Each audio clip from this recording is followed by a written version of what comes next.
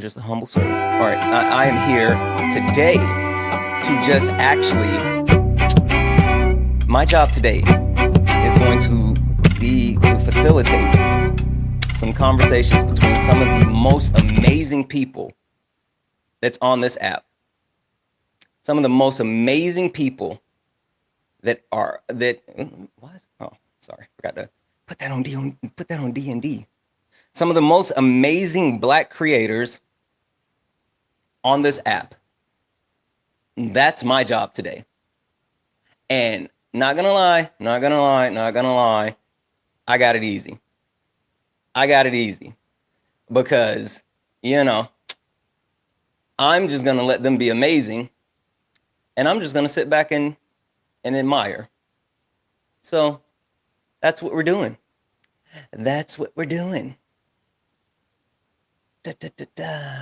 Boom. There we go.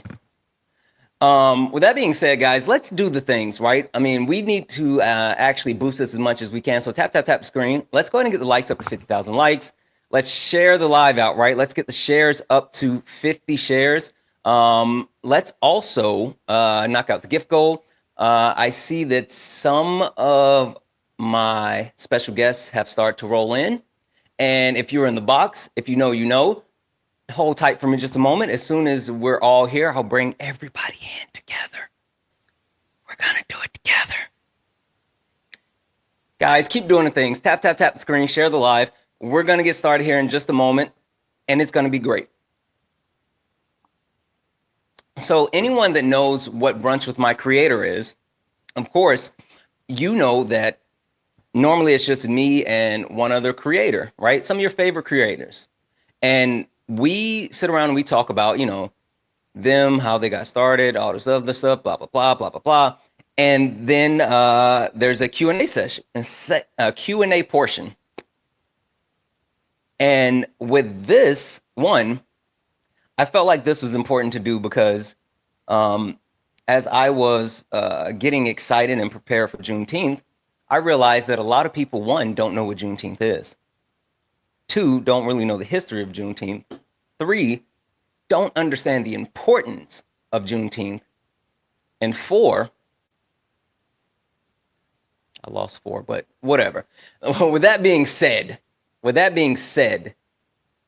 I know for a fact that this is something that's needed.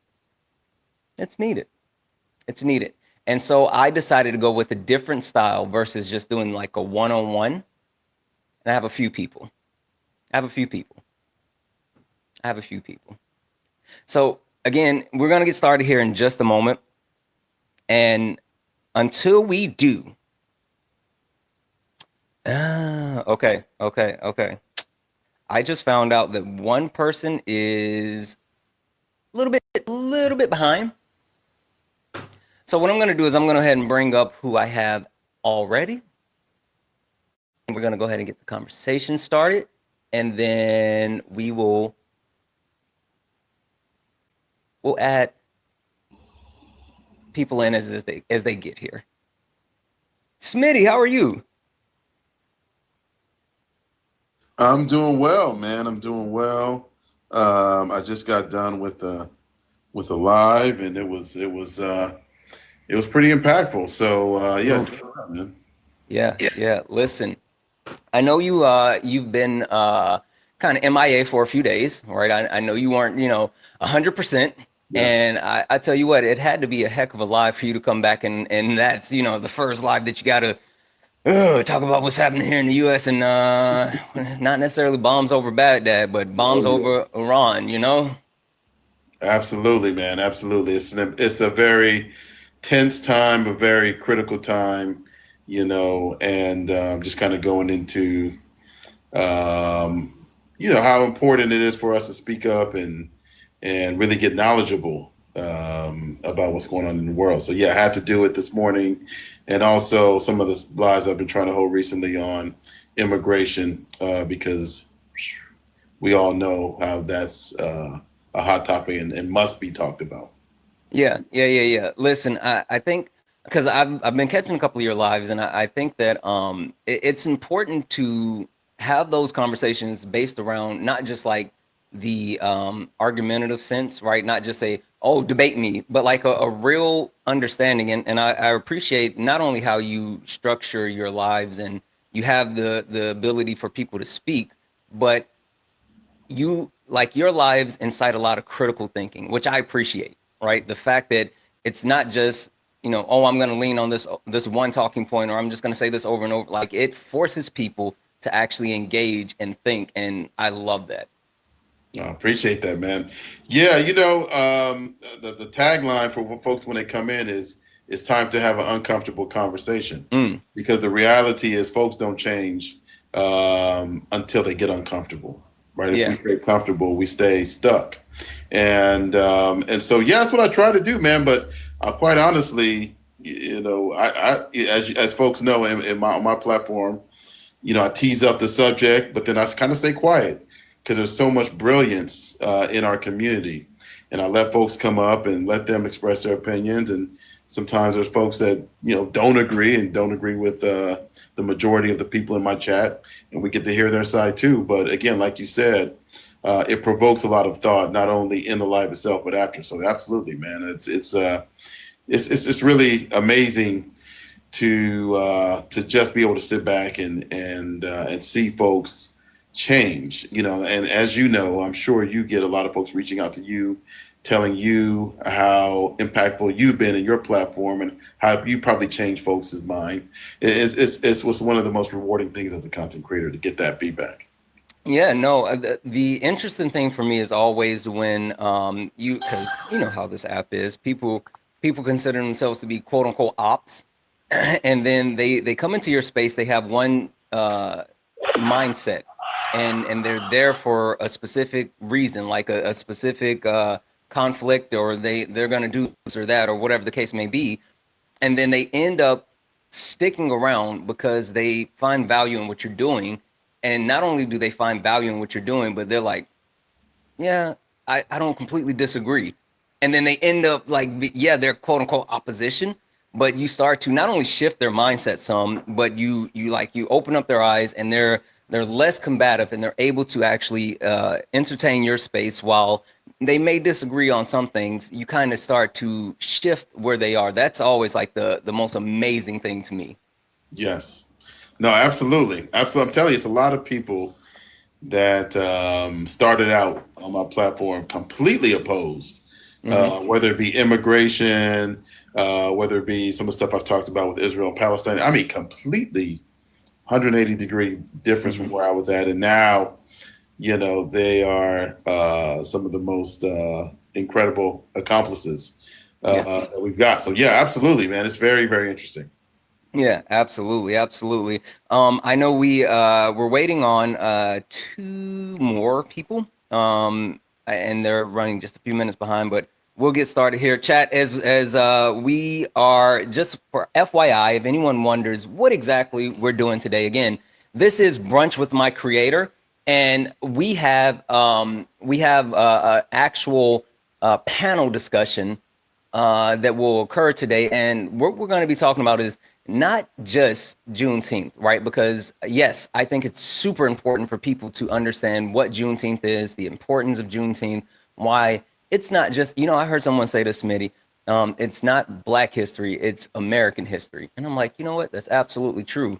But not Mhm. only why is it a thing, but we're going to expand that. We're going to blow this out. We're going to talk about Black America today and Black excellence. And yeah, it's going to be a great overall conversation. I'm really excited about this.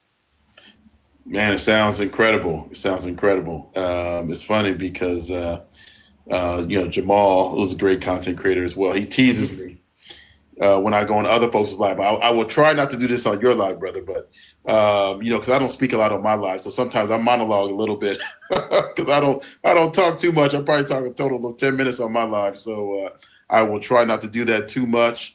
But the topic is very, very relevant. I completely agree. From the standpoint of our history being American history, and the reality is, so many of us have roots, on this continent that go back hundreds of years, obviously, and so. Um, it is a critical. Art history is a critical part of American history, and a couple months ago, I went to the African American Museum in D.C. I would recommend everybody go there Yeah. for two reasons. One, it is an incredible collection of information about Black history, and two, unfortunately, it is being threatened Yep. at this point as well. So, a lot to talk about. I'm excited. Oh my gosh. Yeah. I remember. Darn it. When did I go? I want to say it was like 2018. I think I went in 2018, but yeah, it was definitely one of those experiences that I will never forget. And yeah, we'll get into that. I think one of the most interesting things is with having this conversation that we're going to have. Not only do I think it's going to be educational, I think it's going to be something that will benefit white people. Just I'll flat out say it, right? And the reason why I say it like that, it's more so in the sense that um, I've had a couple of different conversations, and certain white people are confused as far as like what is Juneteenth, why is it important, and there's like a whole kind of there's a pushback on why it's necessary until we explain why it's necessary. And I don't want to give away too much, but I'll just say the Emancipation Proclamation does a lot of heavy lifting in a lot of people's minds. like that's Yes. it. That was the Yes. thing. Yes, absolutely. And even, and I know we'll get into Juneteenth Hmm. specifically and the importance of that and, our people and all of that good stuff. But even, if I could even take it back before Juneteenth, Hmm. if I could go and mention a couple of names of two very critical Black people in history that are often forgotten, Hmm. Toussaint Louverture and Jean-Jacques Dessalines, Hmm. who led the Haitian Revolution, and that Mm. is very much ignored, right? Like, and again, I'm glad, so glad you're having a topic on this. But even if we go back before, right? Because if you look at what folks are taught in history class, they say, okay, wow, Thomas Jefferson made this incredible purchase of the Louisiana Purchase and got it for $50 million and blah blah blah blah. Hmm. But the reality is that the Haitian Revolution forced France to make a fire sale, and So, so Smitty, hold on. yeah. Am I What? going too far? Am I What? going too No, deep? no, no, no, no. Why was the Haitian Revolution ignored? Why? Yeah. Why is Haiti one of those? Why is Mm, it so much? mm. You know what? There's that inspiration they didn't want us to have. What? It's that inspiration. They didn't want us to know about our Black brothers that was out there cooking not just the French, by the way, cooking the British and the Spanish after the French too. Listen, And not only so not that only did they inspiration. not only did they had crepes, they had a little paella, they had some beans on toast. I mean, they went around the board. Yeah, yeah, exactly. And they were rewarded by this country with 60 years of isolation. Yeah. So again, right, we talk about the significance of history, and when we talk about American history, we need to expand the aperture, right, Hmm. to include Haiti and to include all of these other countries that have very relevant pieces of the puzzle that, again, we just don't get taught in school. Yeah. Yeah. It's interesting that you bring all of that up, and I think building that foundation is something that's like absolutely necessary, and even more so, um, I think we have a responsibility to do so now, right? When you talk about this Exactly. administration, I told someone this the other day. The reason why I feel personally there's a constant attack on the educational system, and there are so many restrictions that are being put in place, and the fact that they're trying to quote unquote get rid of DEI, right, is because there is a movement to whitewash U.S. history, right? U.S. history is steeped in racism, sexism, classism, all of that, and there is a desire to wash over it, and not only wash over it. And again, this is just my opinion. I think with a concerted effort to erase those things, right, to make it seem as if slavery wasn't a bloody, horrible thing, right? I mean, in Florida, they're saying that, oh, black people actually learned trades that they could take forward, right? In Oklahoma, they're saying that no one was actually oppressed. Them trying to do that, one, uh, cleans up the history of this country, and white people in the country. But then also two, I'm a huge proponent of if you don't know your history, you're doomed to repeat it. And not saying that necessarily, slavery is going to be brought back, but there's a lot of hateful and harmful things that can be done if we don't have a knowledge of those hateful and harmful things. Oh, 100%, man. I mean, I think one of the reasons why folks want to change and, like you said, whitewash history, right? You said that very well. That term is perfect. Is if in the current state, right? If you look at whether it be you want to go all the way back to Harriet Tubman, Frederick Douglass, Martin Luther King, right? What do we notice that is similar then to today, right? That there is a tremendous amount of hate that those folks faced and that we face as well, right? And the reality is, and it's sad, and this applies to today as it applies to yesterday, is you can't whitewash history until you unalive us, right? And so if you look at folks like Martin Luther King and Harriet Tubman, they were hated, right? If you look at Martin Luther King's approval rating when he was on life, it was 25%. And so, right? And so when you compare then to now, really what's different? Again, a few more laws, whatever it may be. But the reality is, again, is that the folks in the present day, right, that work on DEI, that work on all these initiatives to try to make things better are just as hated as the folks were yesterday. If you go back and look at some of these clips, right? I mean, it's amazing. Like I saw the clip from Atlanta in like 1965, and they were like, yeah, the blacks, they got it just as good as us. This is 1965 in Atlanta. And so the rhetoric really hasn't changed all that much. Yeah. Right. Yeah. If you go back and look, it's crazy. What's interesting to me, because you brought up Martin Luther King, and I always love to say I'm more Malcolm X than Martin Luther King, right? More Huey P. Newton than any of them. Shout out to my bro, Go Mob. Anyway, the interesting thing, because people love to, especially certain white people, love to mention, well, Martin Luther King, the protests, they're unpeaceful, and Martin Luther King wouldn't have done that, and da da da da da. And I'm like, cool. You guys love to hold up Martin Luther King and like as some way that like this is how things should be, nonviolent, peaceful, blah blah blah blah. And they unalived him too, like they took his life as well.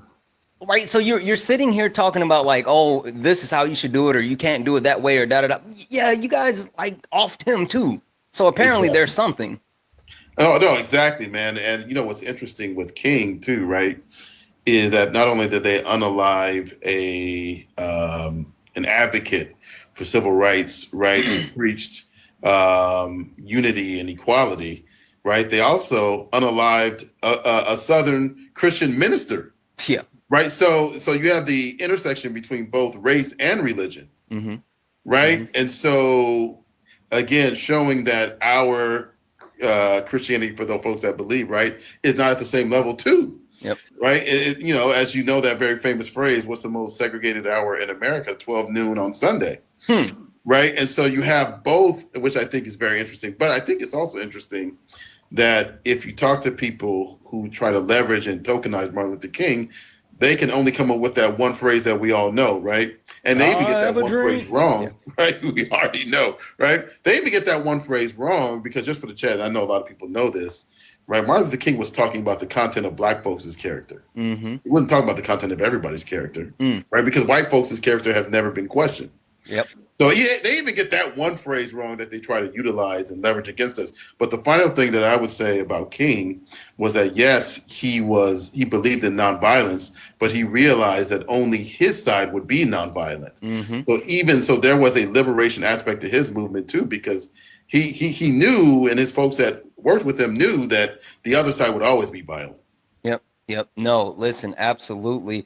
It's funny how certain people try to tokenize our black leaders who said things, and they try to twist and use those words against us, right? The one that I always think of, because you mentioned that with Martin Luther King, but I always think about Malcolm X and how people start talking about like the white liberal, right? They love to throw, well, Malcolm X said the white liberal.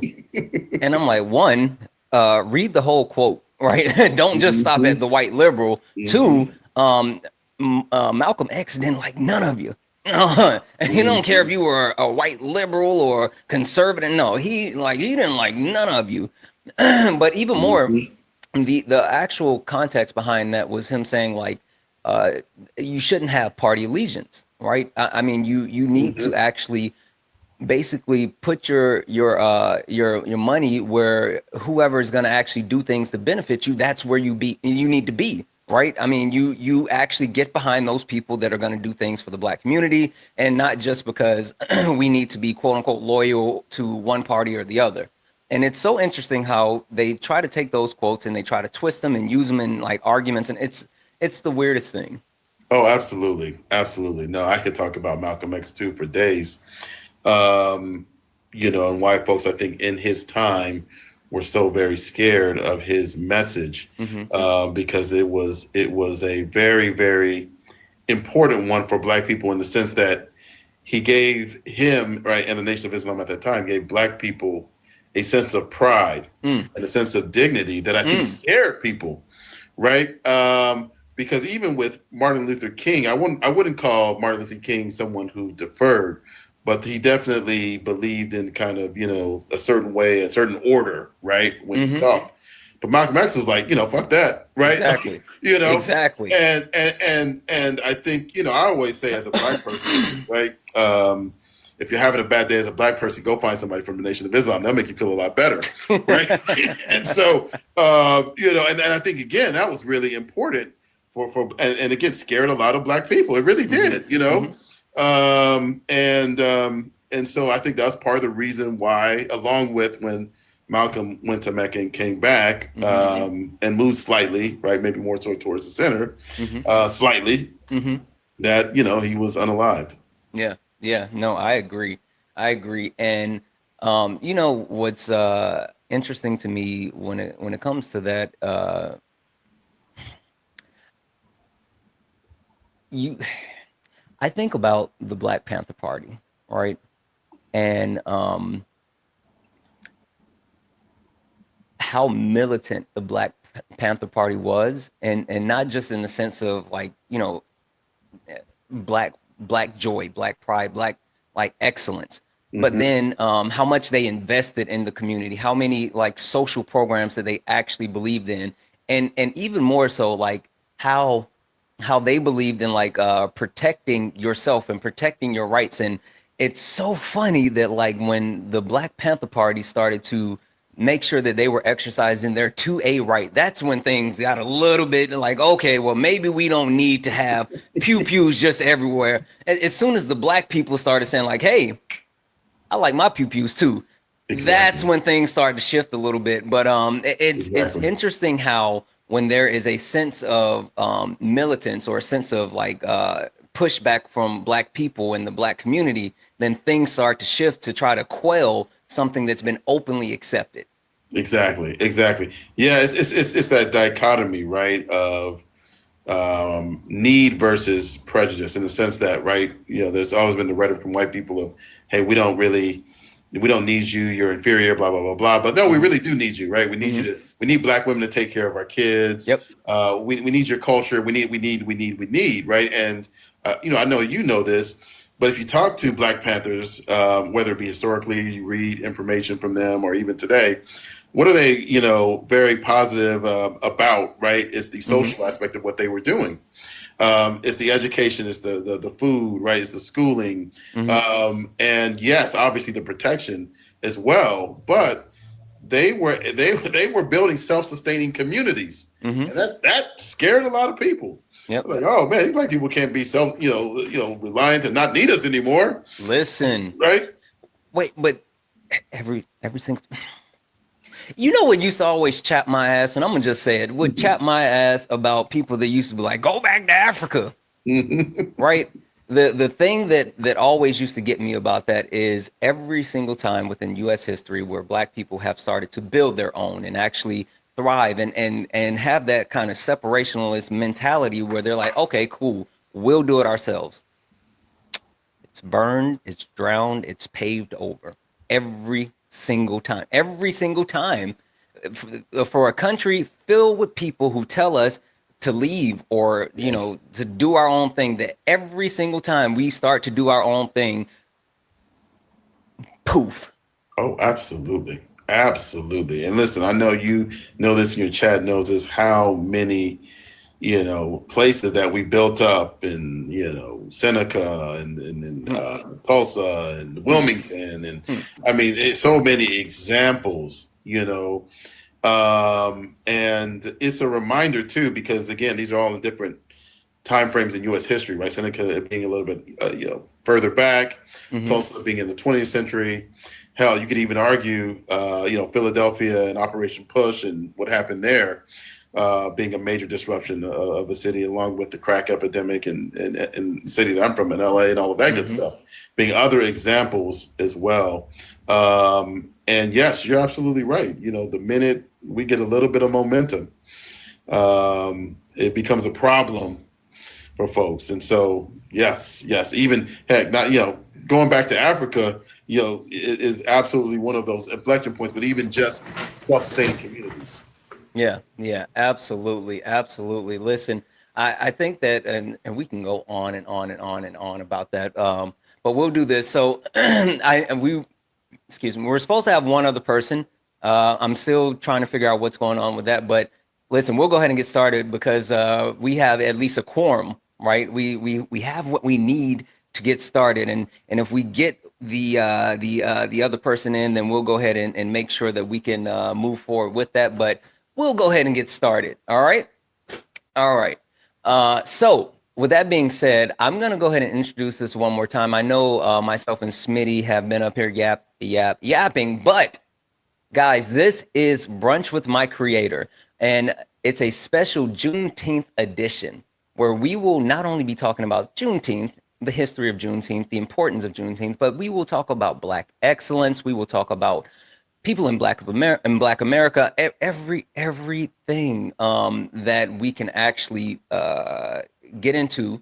But before I do, I want to start with a special introduction. And Smitty, no offense, no offense, but I'm going to start with Dantrell. Right? I not only am I deferring to Dantrell, um, I'm going to start with Dantrell, and for those who don't know, I'll let him tell you why.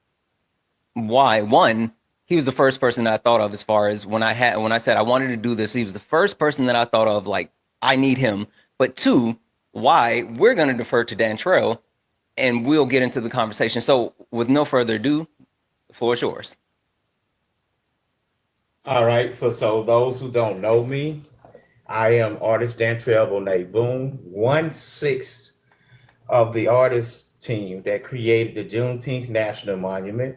Along with that team, the Absolutely Quality Project and the Juneteenth Legacy Project and civil rights icon Opal Lee, we are the reason why Juneteenth is national. It went national. They signed it into national recognition in June of 2021. And Congresswoman Sheila Jackson Lee, along with Republican Congressman John Cornyn in the green room, told us that the reason why we went on and voted to sign this into law was after they saw the Juneteenth monument that we painted. It's been featured in Time magazine. Matter of fact, y'all have seen this monument probably all week this week.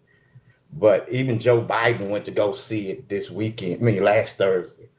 It's been in every major venue, and because of that, it propelled my career to a different level. Well, but on top of that, I had to go through an extensive learning process to know what Juneteenth was really about, and most people don't know the how deep it goes. They just think, okay, they were free, like why are we celebrating it? But there's other uh, nuances that you don't know, and we'll get into that as we go. But that's my introduction. Boom, boom. Yes. When I tell you, when I first heard your story, Dantrell, I mean, I knew of you as an artist, right? And I've seen you around the different spaces. But then once I actually learned your history and connection and like, I, it blew my mind to actually find out that you have such a deep history and such importance when it comes to Juneteenth. And I was just like, holy shit, that's so cool. So there's that. All right, Smitty, introduce yourself to the people. Let them know what you're about and why is it important for you to be here today to actually have this conversation about Juneteenth? Yeah, absolutely, absolutely. SoCal Smitty. Gosh, actually, it's funny that it's great that you have Dan Trail here because it was watching one of his lives is actually how I got started on TikTok. And he was the first person to pull me up, and I tell him all this all the time. I know he's heard this story about he was the first one to pull me up and give me an opportunity to speak. And I realized two things. One, that I was really passionate about the lives and the conversations he was creating. And two, I was nowhere near as good as many other folks that he was bringing up. So I better learn how to host because his panelists were on fire. So I was like, you know what, this hosting thing might be the thing I need to consider.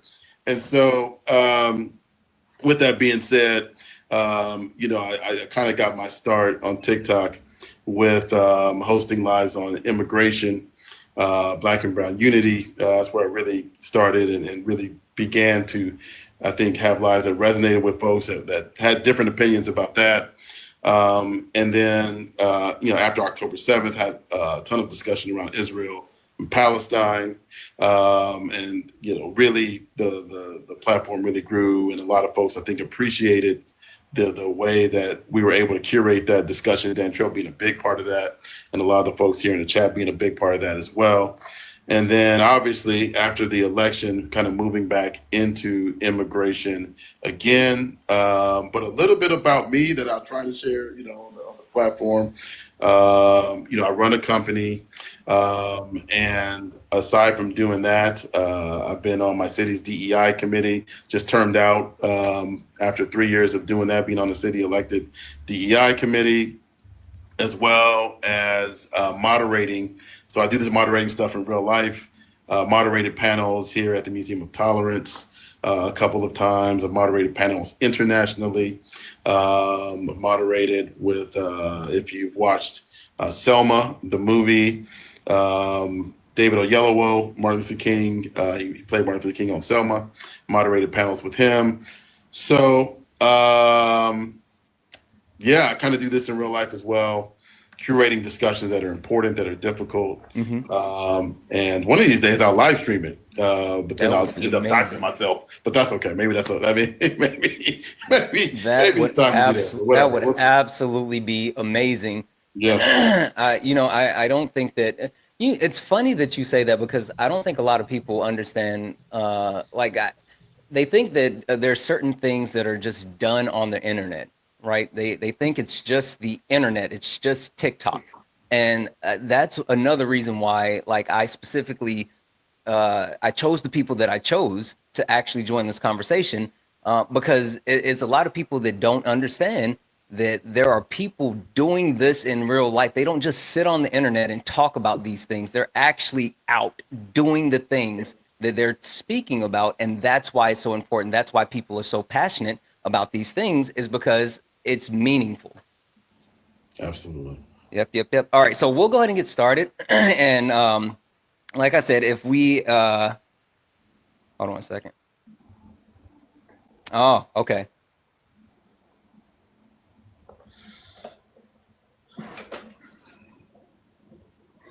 All right. Hopefully they if I don't know if they're in the chat right now. If you're I was looking for you. If you're here already, go ahead and request up. I just shot you another message. You're good. If you, I don't, oh, I see you now. I see you now. Here we go. Boom. There we go. Apologies. I'm so sorry. Hi, Adorna. How are you? Thanks. Hope you're well and everyone else. Hi. Yeah. All right. So we're going to get started. Adorna, I've already had Dan Trail introduce himself, and Schmitty hasn't introduced himself. Adorna, can you tell the people who you are? Tell them a little bit more about yourself, and why is it important for you to be here joining this conversation about Juneteenth? So hi, I'm Adorna Lukes, a creator. they say on TikTok. In my real life, well, I should say in my outside of TikTok life, I do marketing for a living, and I feel conversations like this are super important. Not only so that we can remember the things that the people that have come before us have gone through, but also so that we realize that despite the illusion that people give in regards to us being in a post-racial society, that there's still work to be done. And even if it's not for us, for the generations to come, like during the civil rights movement, for example, I think a lot of them probably didn't think that they would see change in their lifetime, but they did it for us. And I'm here because I want to do it for my kids and the generations to come. So I think this is an important conversation. So thanks. Absolutely, absolutely. All right, guys, listen. We have an all-star lineup, and I'm so excited about this. So without further ado, let's get into it. Right. And again, Dantrell, I'm gonna defer to you, and I'm gonna lean on you for the start of the conversation, and then we'll continue to build it out as we go. But again, you are the one that has the most connection to Juneteenth, and so that's why it's important to make sure I recognize you. So Dantrell, starting with, I know you're in Texas now, but are you from Texas? Born and raised. Okay, Born and raised. Perfect. All right. So Dantrell, can you share with the chat a little bit more about not only Juneteenth, the history of Juneteenth, but the history of Juneteenth within Texas, which Juneteenth, if it wasn't for Texas, I don't think it would be recognized the way it is now across the country. So can you get into that a little bit for me? Yes. It starts with after post-Civil War, okay? First of all, a lot of people did not know that Texas itself was so much of a rebellious state that they didn't even accept the end of the Civil War. There were still Confederate troops walking around Texas trying to fight, let alone recognizing the Emancipation Proclamation. Now, what makes this special is Gordon Granger was charged with coming to the port of Galveston to force the plantation owners of Texas to free their slaves, because they knew it, but they would and even the slaves knew they were supposed to be free. Well, I won't say the bonded black people. I hate calling them slaves. But they weren't letting them go. So this is where it gets real tricky that people don't know. Gordon Granger came down to read Order Number 3 on the Strand in Galveston. And he brought with him, amongst other troops, the 29th, and I won't say the word colored, so the 29th Black Troop out of Illinois. And it was an entire regiment. Because he knew if he'd have put white soldiers in charge of going from plantation to plantation to freeing black people, their heart wouldn't be in it. Okay, so who better to go from plantation to plantation freeing black people than black soldiers?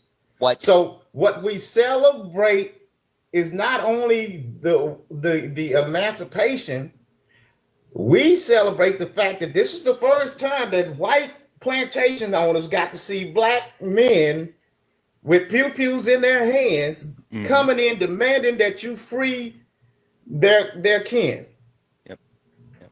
And a lot of people did not know that. And so when they and what I get frustrated about is when people say, well, they just gave us Juneteenth. It's just new. No, it's not. We've been celebrating Juneteenth since 1901. And before that, here in Texas, people have been fighting to get this recognized because of the. Even when they did, they won't tell you that we're celebrating those black troops that came and freed black people. All right, and so that's what Juneteenth means to all of us here, and especially for someone like me who's been all over Texas, and so being black in Texas.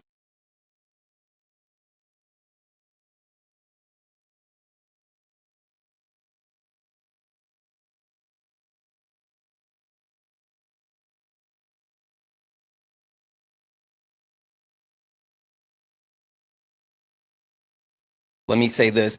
First and foremost, Mark, thank you so much for the $20 donation. Mark sent a $20 donation and said, I appreciate your group live. I support you. I struggle against marginalization and the status quo. Listen, Mark, first and foremost, thank you so much for that $20 donation, but I will actually be distributing that between the people that's here on the panel right now.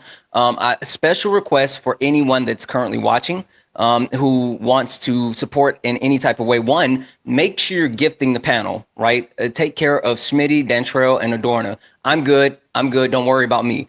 Please, please, please take care of my guests. And also, if you want to send any donations, send the donations to them. These three people are up here. They are my special guests. They're the ones that's doing all the heavy lifting. Please don't send anything to me. If you send it to me for them, you can always, if you just have my pay link information and you want to send it to me, just say, hey, send this to such and such or such and such, right? Make sure you do that. I don't need anything. I'm good. Please, please, please take care of the people that are on the panel because they are here to actually educate everyone in such an amazing way. And I appreciate them way more. So again, take care of them. If you want to send a donation, sure, send it to me and just say, hey, send this to A, B, or C.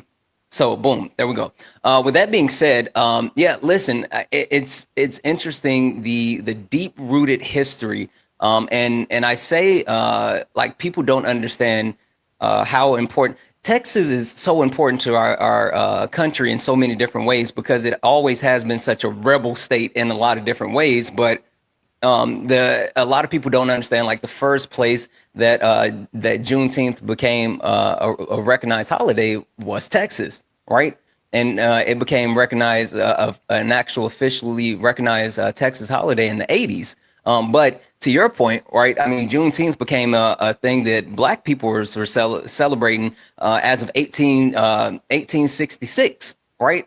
Like the year after, they immediately started celebrating Juneteenth. So there's that. All right, so I want to go over to Adorna, right? Because Adorna, your sense of history and knowledge is always something that amazes me. Every single time I listen to you speak, not only do you have deep and vast knowledge on so many different topics, you educate yourself whenever there is an opportunity for you to learn and grow. So I want to lean on you for this because Dantrell said something that stuck out to me, right? Dantrell said that Black people knew about the Emancipation Proclamation. Now, when I did my research, there were back and forth conversations and conspiracies about did they know, did they not know, and blah, blah, blah, blah, blah. And there was a mention of some people believe that that Black people knew because of the grapevine. And if you're in the Black community, heard it through the grapevine. But Adorna, can you tell me about how that message was suppressed as far as Black people in Texas, where it took about 30 months from the Emancipation Proclamation until Juneteenth occurred in Galveston, Texas, and the knowledge of the Black people that were there, and just how that happened. Absolutely. Yep. So it's important to know that although the enslaved people in Galveston weren't directly told about the Emancipation Proclamation, it's spread by word of mouth. So not only, so they were told, and at that point in time, there were enslaved people that were running away and trying to get to freedom with that knowledge. And they were gathering in places called freedmen's villages. And a lot of them actually decided that they were going to try to fight. Dontrell spoke about the soldiers that went to actually spread that news in Texas, in Galveston.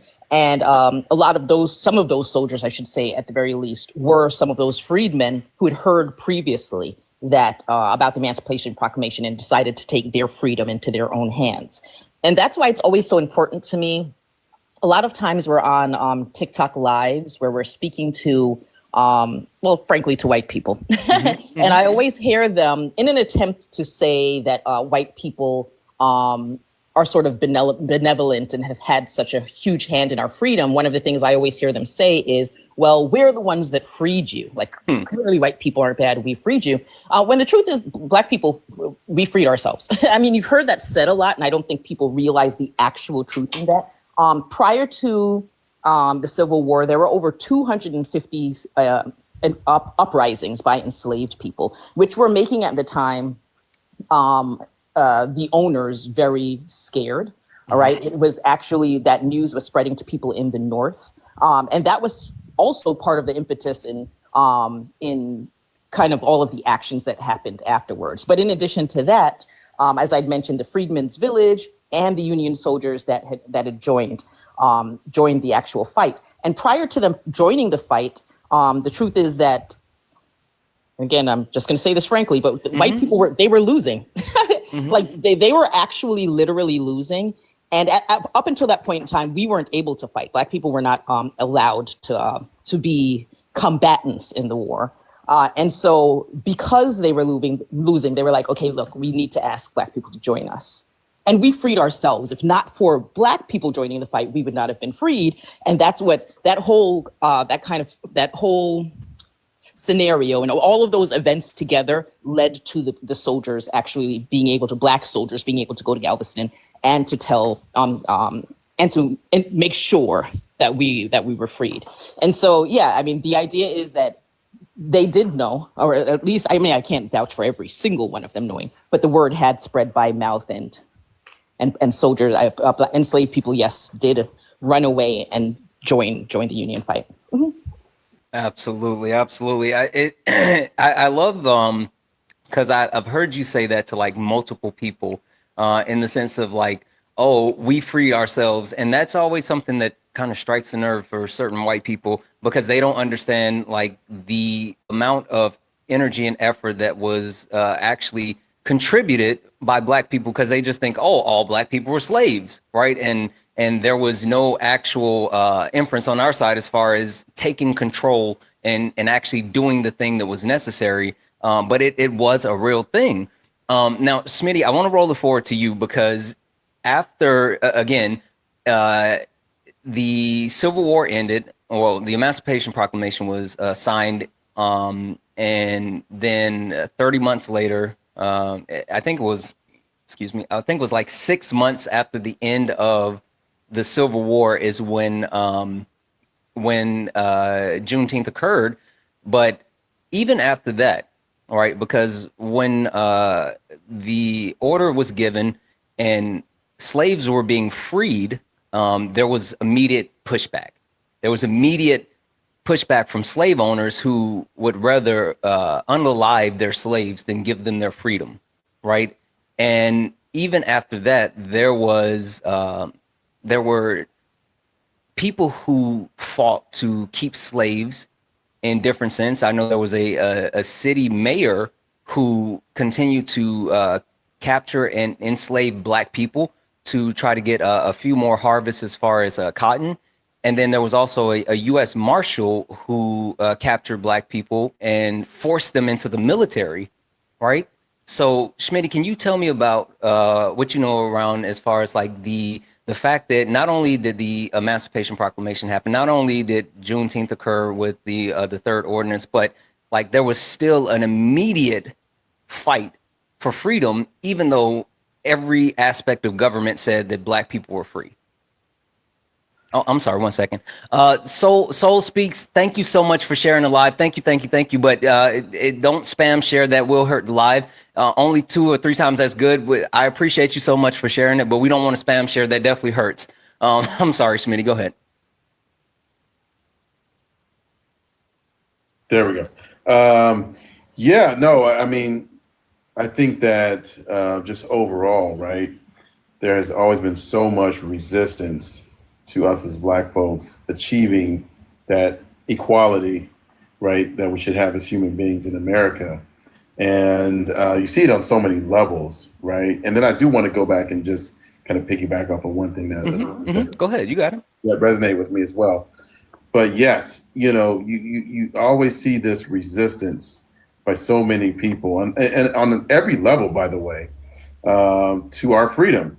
right? If you look at Reconstruction and what that was supposed to mean for Black people, and how so many of the laws that were passed during that short time frame got upended, and just because we didn't want to hurt the ego of white folks that lived in the South is crazy, right? What was supposed to happen during Reconstruction, again, and what actually happened, and for the length of time that it happened, again, is absolutely crazy. And so I think when we look at Juneteenth, and why I think, again, it resonates, at least for me, is one, and you touched on this, Intana, and the panelists as well, right, is our desire for liberation, right? And not even just our desire for liberation for us, but for everybody. And I think that's such a powerful message to spread, right, in these times especially.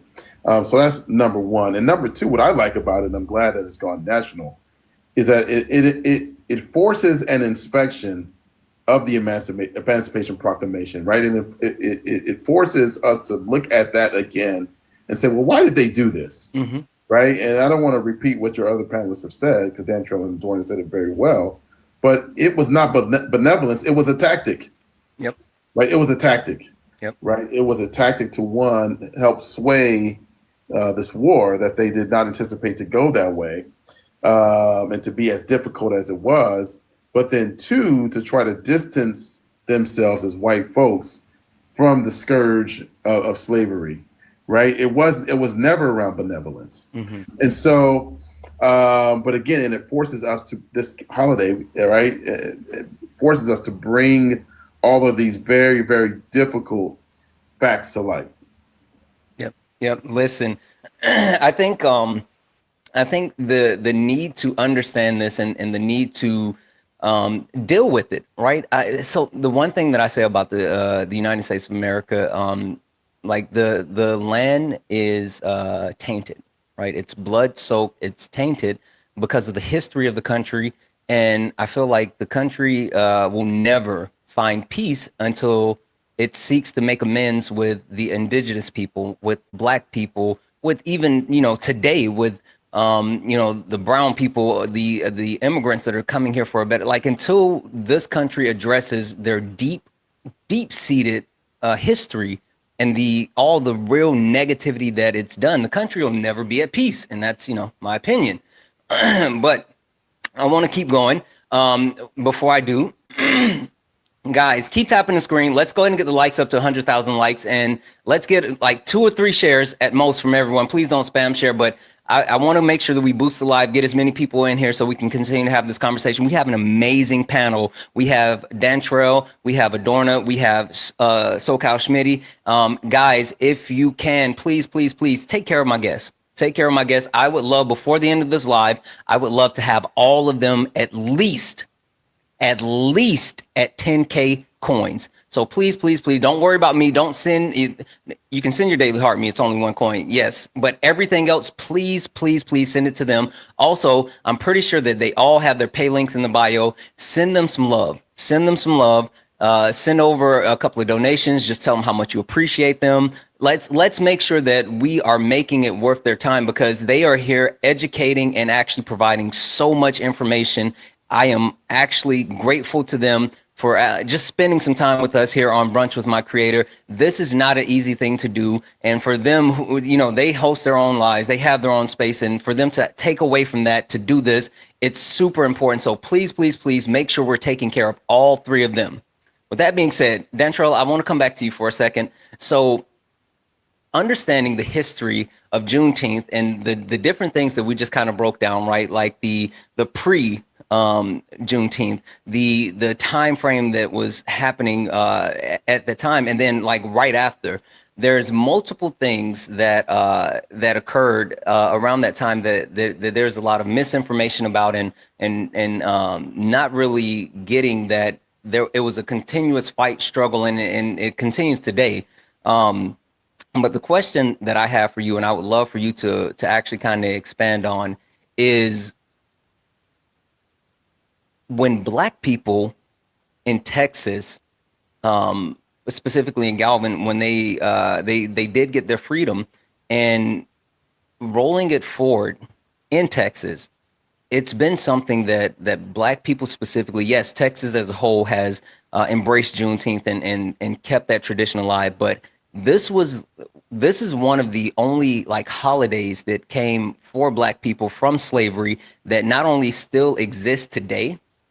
I thought I said Galveston. Yeah, that still exists today, but made it to a national holiday, right? I mean, the last national holiday that was created was MLK Day, but and then Juneteenth. But can you tell us, as a Black person, born, bred, raised, everything in Texas, like how important is Juneteenth to Black people in Texas, and why was it something that they were able to keep alive until it can actually reach the national stage?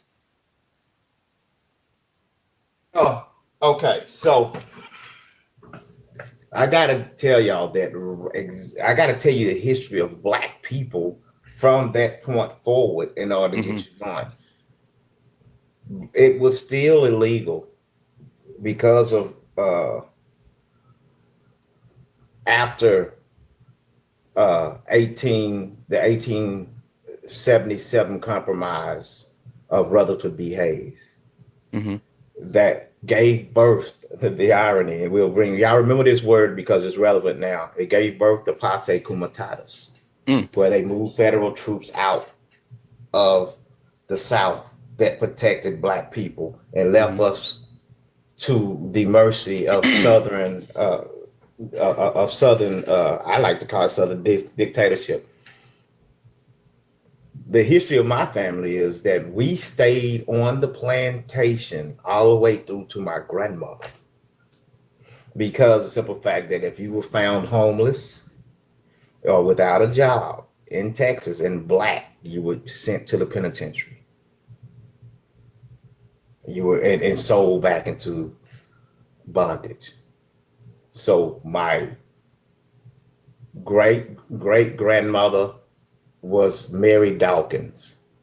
She was one of the bonded people who remembers the total bondage and then the emancipation. Then there was Bessie. Bessie was my great grandmother, born right at emancipation, still staying on that plantation afterwards because they had nowhere to go. Now, I need y'all to understand, in Texas, because they were so angry about emancipation for decades, YT people punished Black people harder. This is told for me by my grandmother. It was harder because they were still breaking in your house, taking liberties with your wife. Every time you thought that it was sharecropping per se, but every time the debt was supposed to be paid, they would come, no, the debt is more. Stay back, get back out there and work. My grandmother was raised on a plantation in East Texas. And the story behind that is she met my grandfather. And this was during a time that they were strange fruiting Black people in East Texas so much that to escape being strange fruited, my grandfather went to World War II, and my grandmother had to run for her life because she watched them unalive her brother in her face. As a matter of fact, before she passed, I could tell y'all stories because she lived to be close to 100. I've told this story before. Last year, she started waking up in the middle of the night yelling, "Cut them down, cut them down, cut them down." Because you're experiencing, when you get that old, you're experiencing things that you experienced in the past. Now, with all of that history, all the way up to me, the first time I ever met a white T person was at my age was in 1982. And the reason why I remember it is it was at the barrel of a pew while he called me an N-word and tried to unalive me for stealing a lawnmower that I didn't steal. So there was so much persecution in Texas for Black people. Black people needed to know how great their history was as far as being able to fight for their own freedom. We were always told, that white people were nice enough to give us our freedom. They never tell us the stories of not only Juneteenth, but there was a Black regiment here in Houston that got unalived. That's a whole different story. fighting for the rights of Black people. So we needed a holiday that showed us standing up, because every holiday had us sitting on our knees. Even July 4th, you know where we were. You know what Frederick Douglass said, what is Juneteenth to us? You see what I mean? What is July 4th to us? So the importance of Juneteenth was not just us wanting a holiday, it was wanting a holiday and an example of us standing up for ourselves. Okay, so Senator Al Edwards was the first person to introduce this in Texas. They call him in Texas, they call him the father of Juneteenth. Because we had been celebrating it for as long as I can remember and all the way back, but it had been a state holiday to Senator Al Edwards, who we went back and put on the mural, made it a holiday for us here. I had the pleasure of meeting him when they put me in the Texas Institute for the Preservation of History and Culture at first time in 2009. And he actually curated a special we did on PBS called The History of Juneteenth. All right. And so it's very important that I do not forget to mention that many plantation owners, when faced with the fact that the 29th Regiment was coming, unalived all their slaves and said, you will die and you are unalive in bondage before I let you go free. So it's also considered one of the, I can't say the word here, hardest times, I just say this, hardest times in history.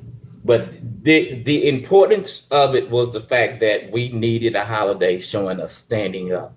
Yep. Not just that we needed a holiday. Yep. Listen, you're absolutely right, because again, and I'm going to trail on to that, but like there's a lot of things that Black people have tried to do throughout our history that doesn't last, that doesn't actually, catch steam, and it's harder for us to continue to hold on to those things. And, us coming to this country, our culture, our history, our ancestors were ripped away from us. And it's so muddied in a lot of sense that we don't, not only is it even hard for us to trace things backwards, but it's at a point where, like, even if we could trace it to a certain point, we'll never fully know. And so being able to hold on to certain things that we created here within our country is one of the biggest things that we could actually do. But so Adorna, I want to come to you, because this is where there's I don't want to say pushback, but this is where it gets interesting.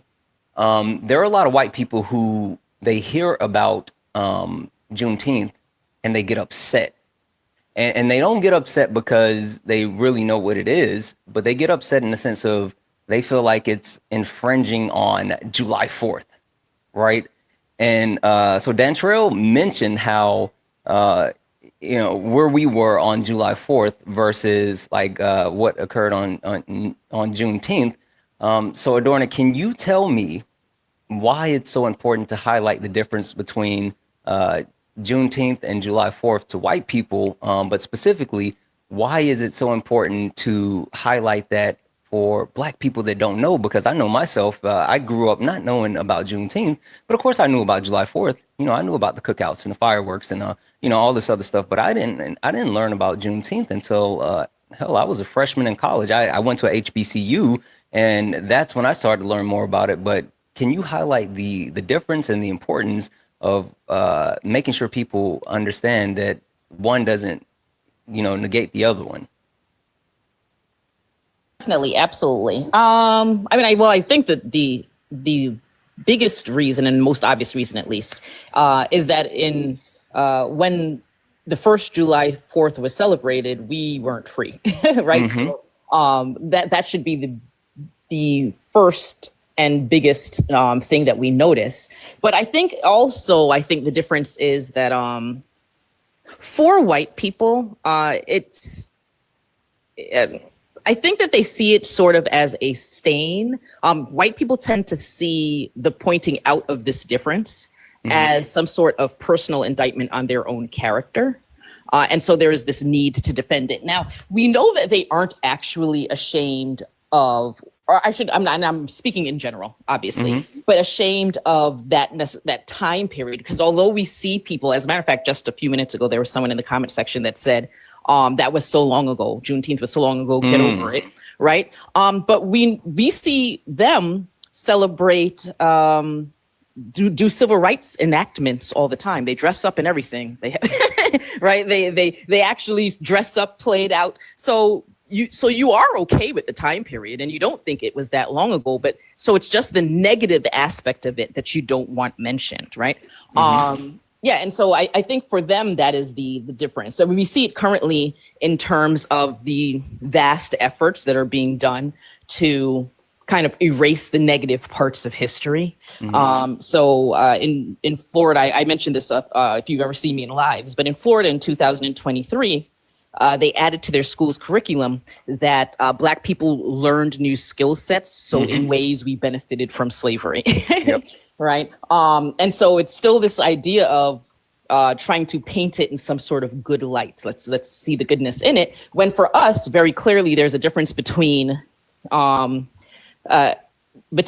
freedom for the country versus freedom for Black people themselves. And I don't want people to take that as Black people can't be patriotic, right? We should still, I mean, especially for people whose family or direct ancestors of people that were formerly enslaved in the United States should be proud of it, because the truth is Black people built this country, right? That's not the first time you're hearing that, but I just want to make sure that sinks in. I say it all the time that Black bodies built the White House. Black bodies built the White House. And so while I personally don't love the idea of celebrating July 4th, that particular holiday, because it's not really a freedom day for everyone, I do think that you can still have some pride for the place that you built, right? And your family, your ancestors built. And so there's definitely a big distinction between celebrating Juneteenth and July 4th, in my opinion. Yeah, absolutely. I agree. And I think that is something that like needs to be understood, right? Because I tell people this all the time, and Schmitty, I want to throw this to you because I want to know your thoughts. I tell people all the time, because there are certain people that push back on Juneteenth, white people, and they say like, why should I care? Why is this important? Nobody even pays attention to it. Well, yeah, I mean, it's a federal holiday, but even more than that, like this country, the principle of this country is the home of the free and the land of the brave, and the principle or the thoughts behind the country is like we celebrate freedom and we celebrate being able to be the beacon of hope for the rest of the world. Well, Smitty, if we are someone that is supposed to be the beacon of hope and the standard bearer of freedom, then why wouldn't everyone, every real American, every patriot embrace Juneteenth? Because isn't that like what the country says that they're about? Exactly. Yeah, no, you're absolutely right. Right. It's that dichotomy of what we celebrate and what we really, and between our ideals and our execution. Right. Like I had to make this presentation in front of a city council about a year ago. And I said, listen, I love America's ideals. I just don't like its execution. In reality, if we're being honest, right, if we're really being honest about America, we probably wouldn't celebrate July 4th, because July 4th is in essence the first day of school, right? And Juneteenth might be, you might argue Juneteenth is the college graduation, and the Civil Rights Act and the Voting Rights Act would be our master's degree, right? And so do you celebrate the first day of school, or do you celebrate when you graduate, right? And so if we were really about the reality of all folks being free, or at least have access to freedoms, then you would de-emphasize July 4th.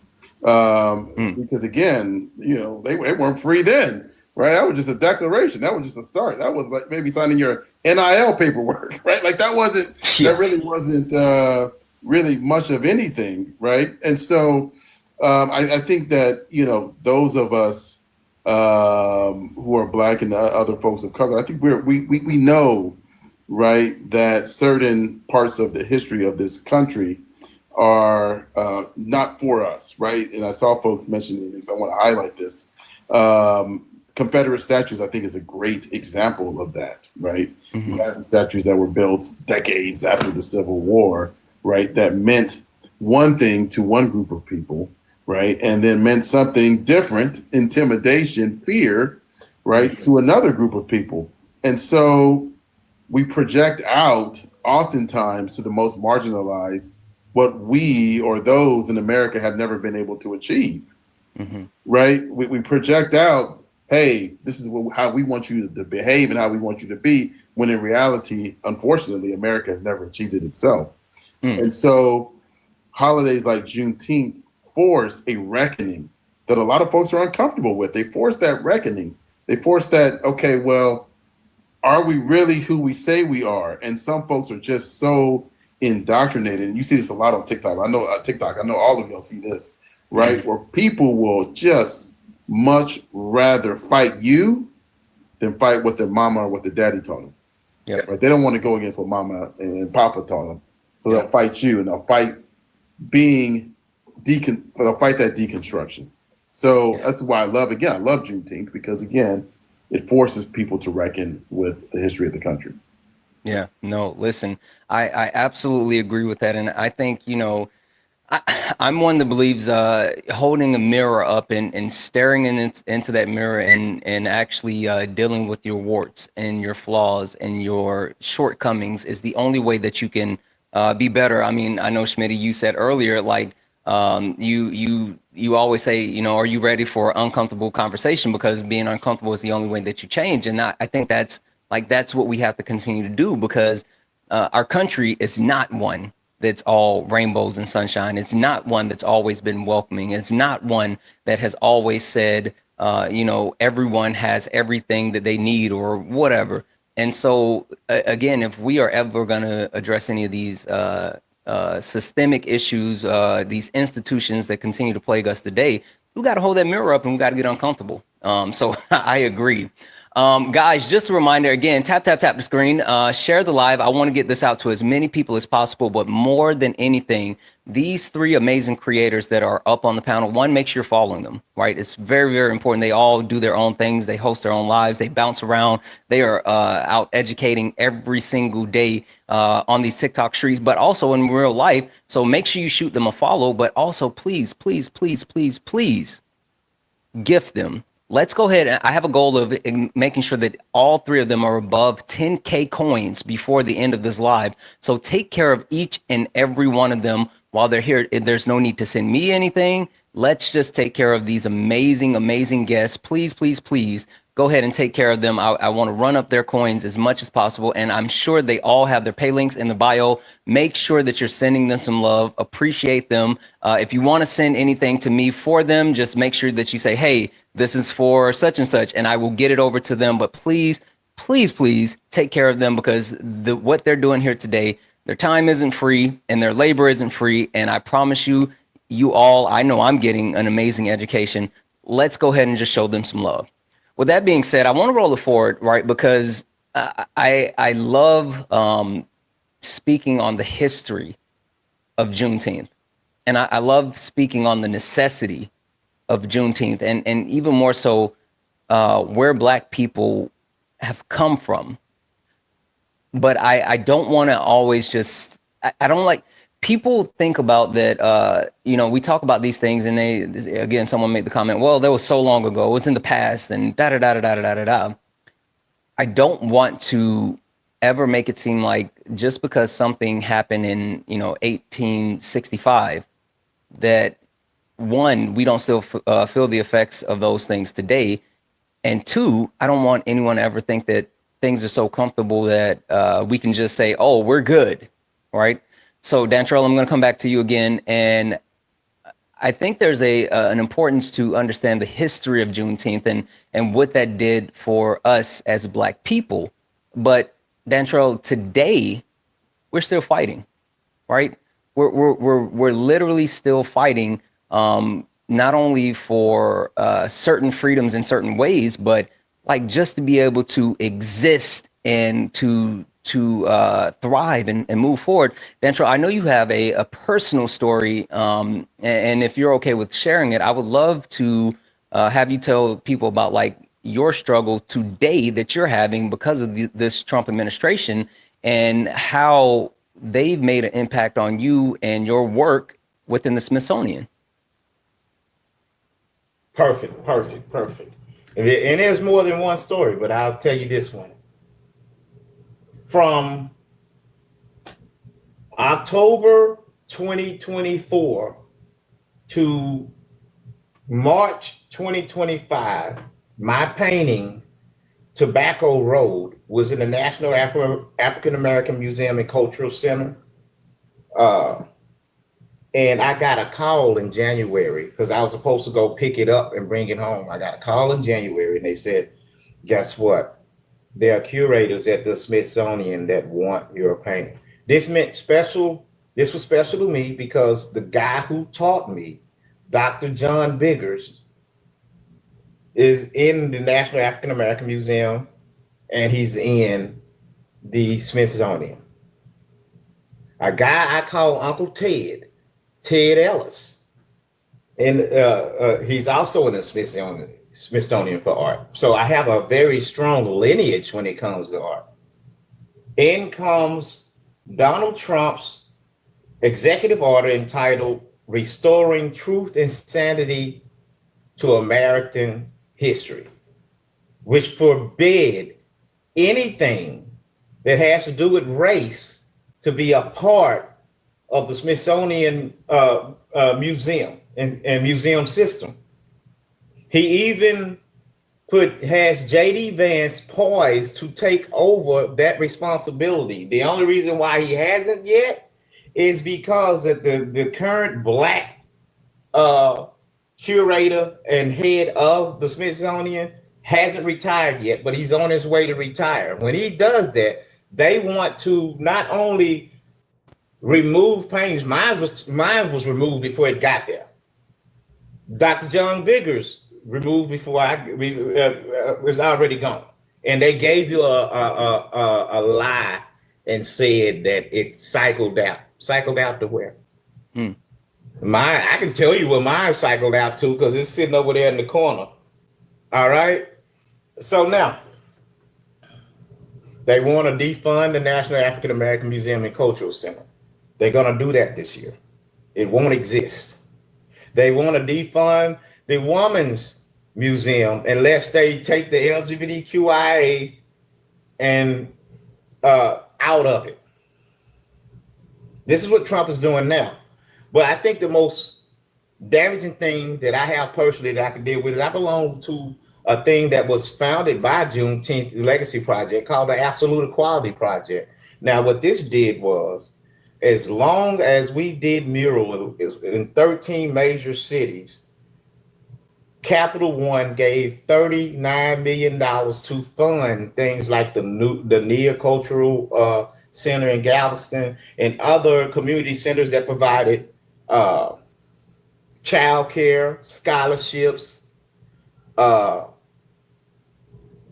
and I mean, just a host of things in those communities in 13 major cities. Because when Donald Trump got in office, his attack on DEI and the threat of Republican lawmakers, Capital One called Reginald Adams, the guy who's in charge of everything. I remember he set me down at a table. He told me this.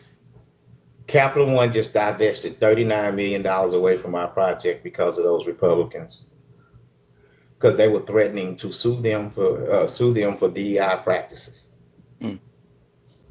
So the struggle is still continuing, and it all is based around a lot of it's based around that holiday. But the struggle still continues. They still want to put us back. They're setting up the structure to put us back in those fields, to put us back they don't want you to have your own businesses. They don't want you to have your own land. They want you to be back making them money. And they're making those moves. And one thing I want to say this before we go further, because I didn't want to get Smitty said something. The reason why they really have a problem with Juneteenth is the blackness of it. And I'm going to tell you why.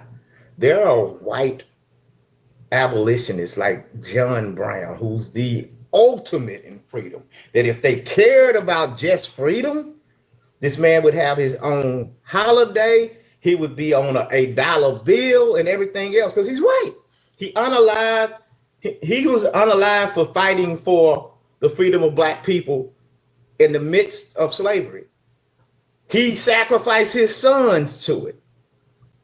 And the last words he said, now, if I deem it necessary that I should forfeit my life for the furtherance of the ends of justice and the freedom of those black people, then mingle my blood further with the blood of my children.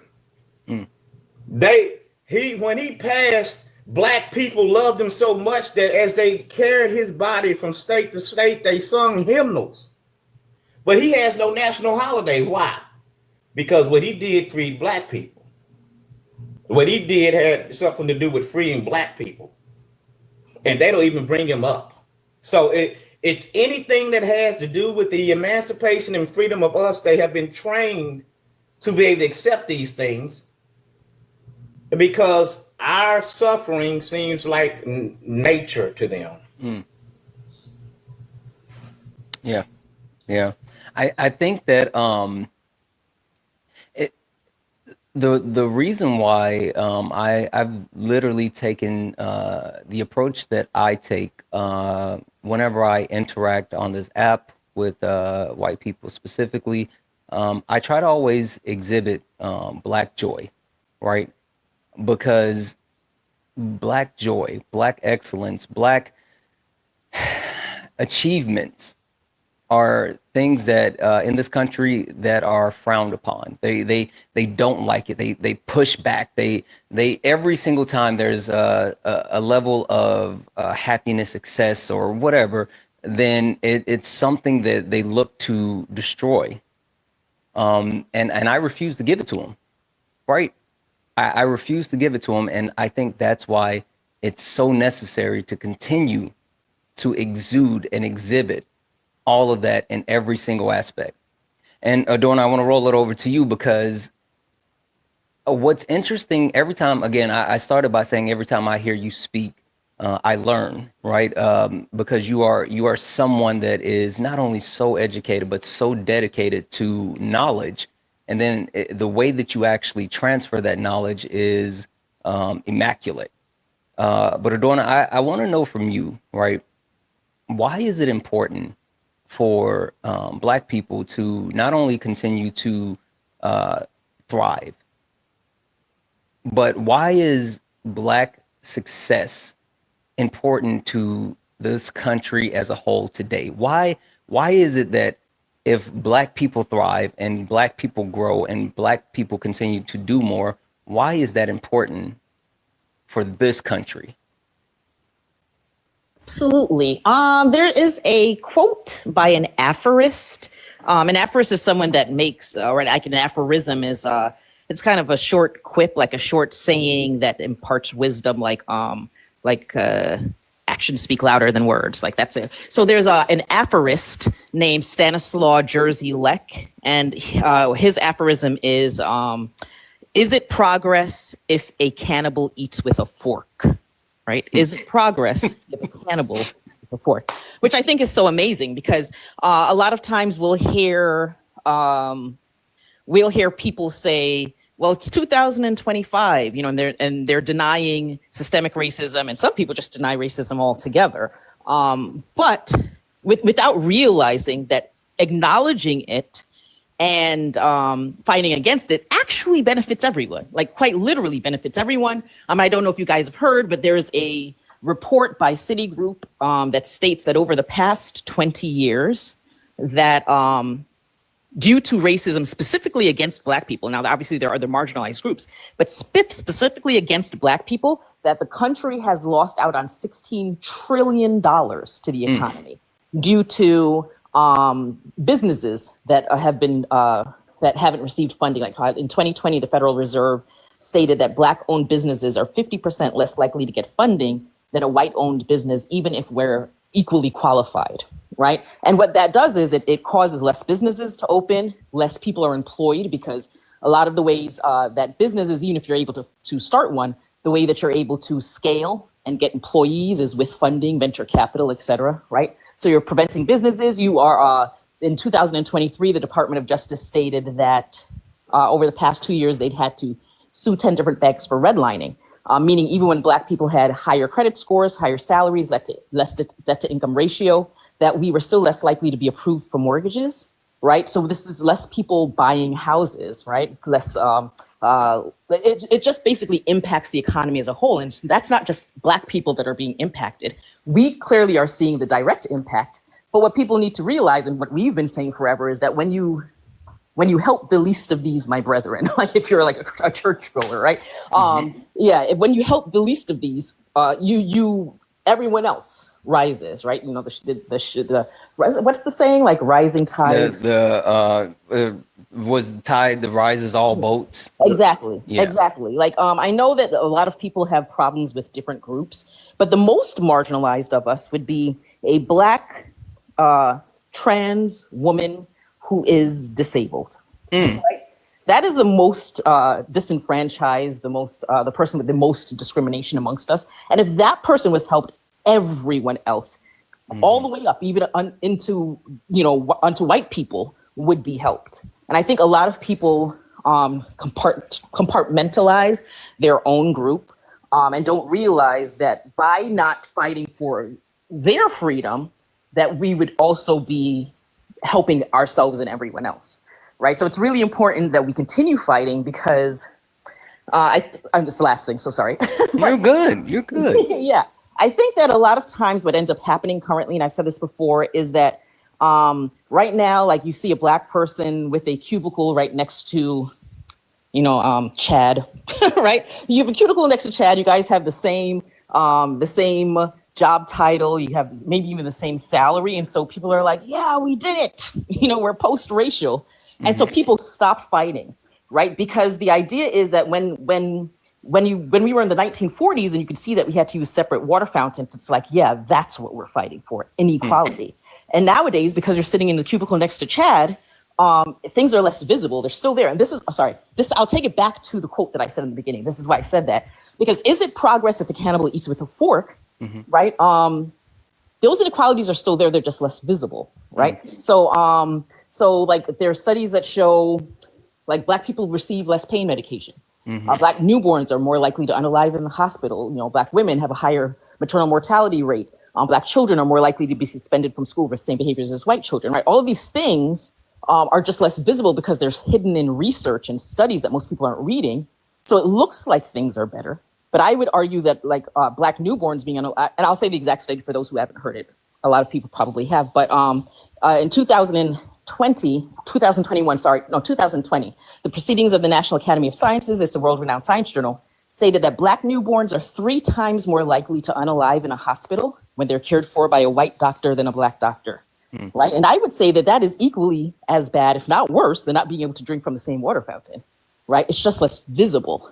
And so it's important for us to keep fighting, because otherwise, if we just fall under this illusion that we're post-racial and everything is equal, no one's fighting then. All of these disparities are still going to happen. It's just that we'll be kind of, like the frogs boiling. I think it's frogs. I don't eat meat. So I think that's what it is. But like the frogs boiling in the water, where it's like it's happening slowly, you just don't realize it. And I kind of feel like that's what's happening to us currently. That not only are white people not fighting for us, I see more and more Black people being complacent. And again, if we're fighting and if we realize that there's still things to fight for, we'll all be benefited. Yes, that's it. Yeah, no, absolutely. And that's why, that's why I had that question, because I think a lot of people don't understand, and even more so, holy smokes, right? I've never even thought about the most marginalized of us. And for you to go specifically to a Black trans disabled woman, like stealing that, I will give you credit, but like, wow. And I agree, right? And I think a lot of people don't understand that once you start to actually help and support and lift those marginalized groups, then that boosts everyone. Like that helps everyone. It's such an important thing. And so Schmitty, I want to throw it over to you because I think that that a lot of people, um, especially white people, and more specific white men, right? I'm just gonna dig into the heart of it.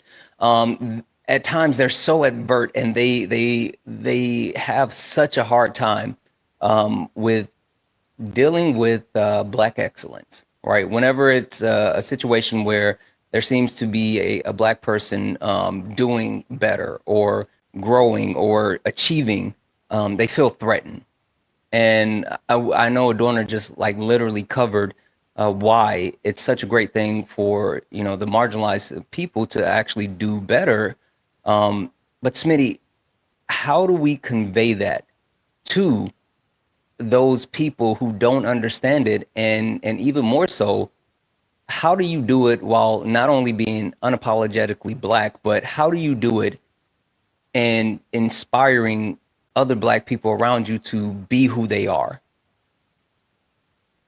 Ooh, that is I was gonna say it's $1 million question, but I gotta update the figure for 2020. You got to add a tariff. That might be the $1 billion question. I think, there's a couple things I would touch on. I think one is, and this is something that I've seen, like Dan Trell doing his lives, and I've done it, when he's coming to my space, is that black joy. I think that's very important. Like if you ask Dan Trell, the fact that he didn't let me get on that bike that night in West Hollywood, on my live, and for those that are in the chat that know that they, if you know, right? And just, but having that joy and having that fun and having that, those incredible, just funny experiences, I think is very important, right? One, two, paying attention to our craft. You obviously are an excellent host. I try to be the best host that I can be. There were many folks that were upset that, during 2023 to 2024 that, my live was where it was at, for Israel Palestine. And I'm this black man from LA. And how am I attracting so much attention to my platform as opposed to other folks who are holding similar discussions?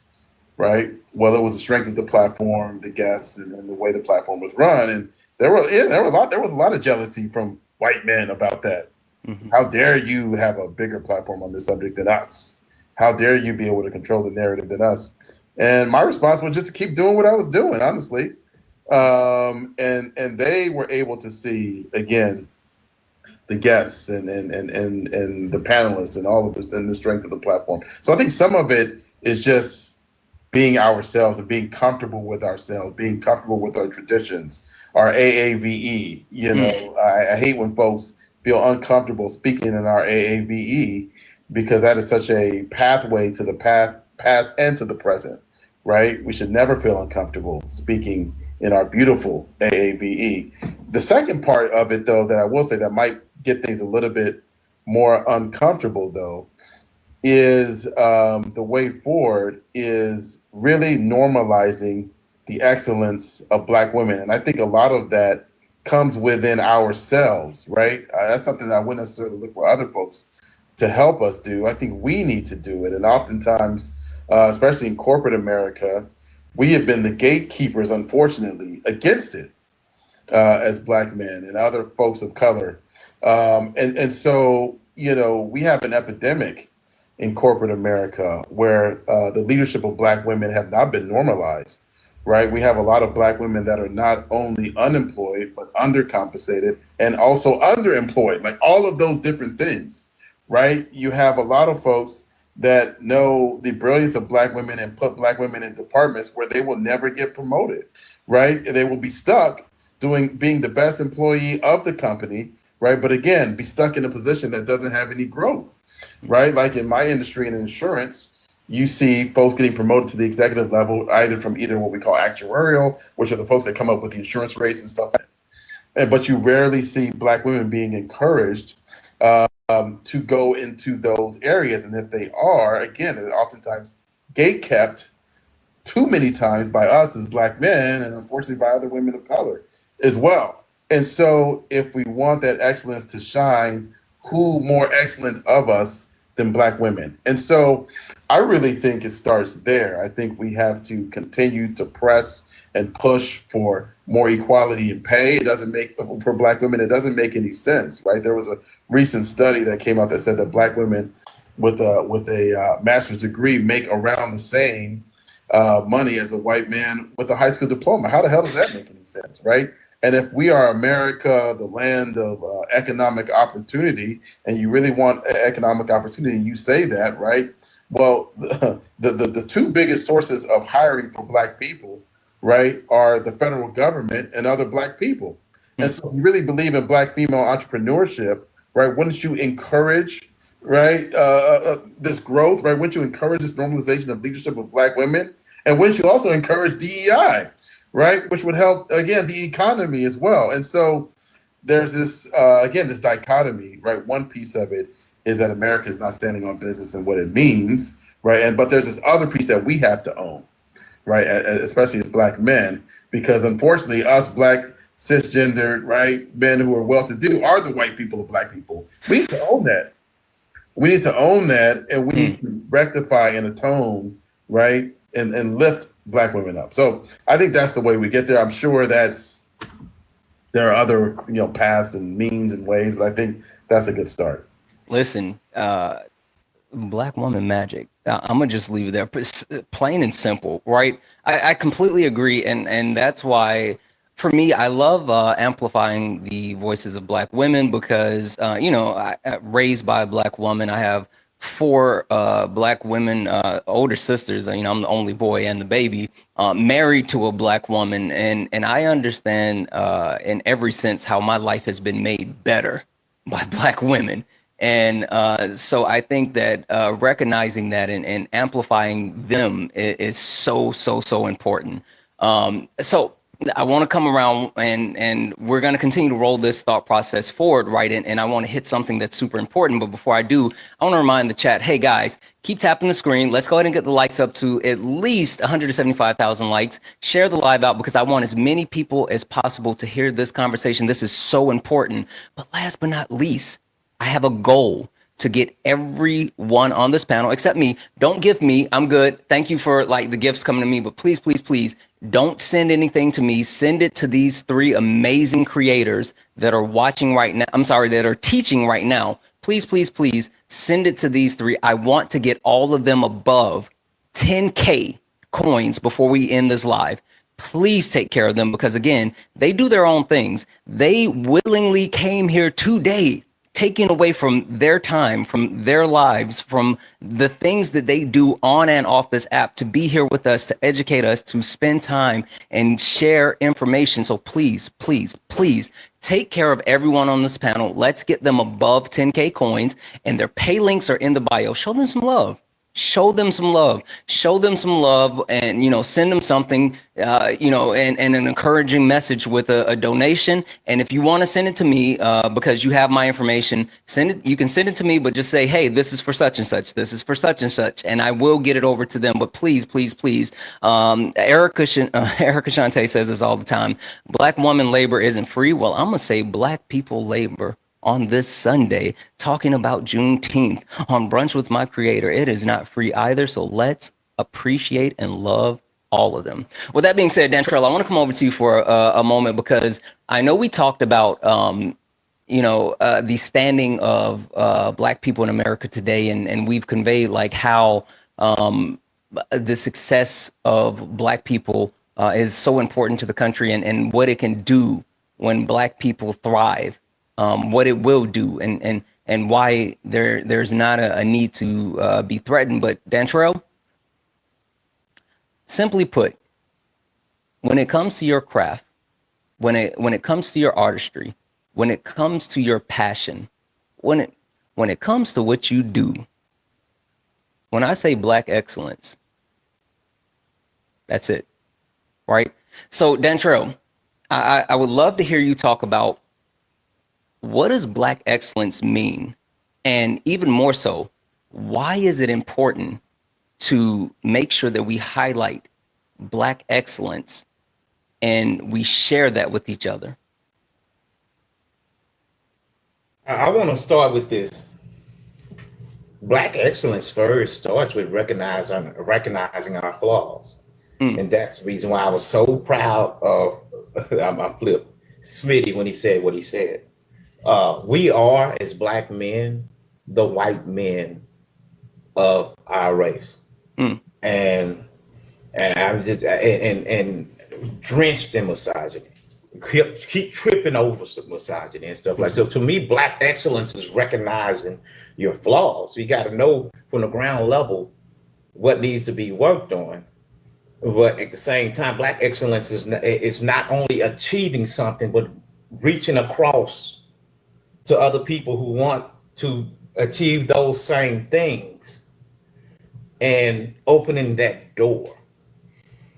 To me, the most successful person is not the person who's most successful at their craft. It's that person who's helped the most people. Mm.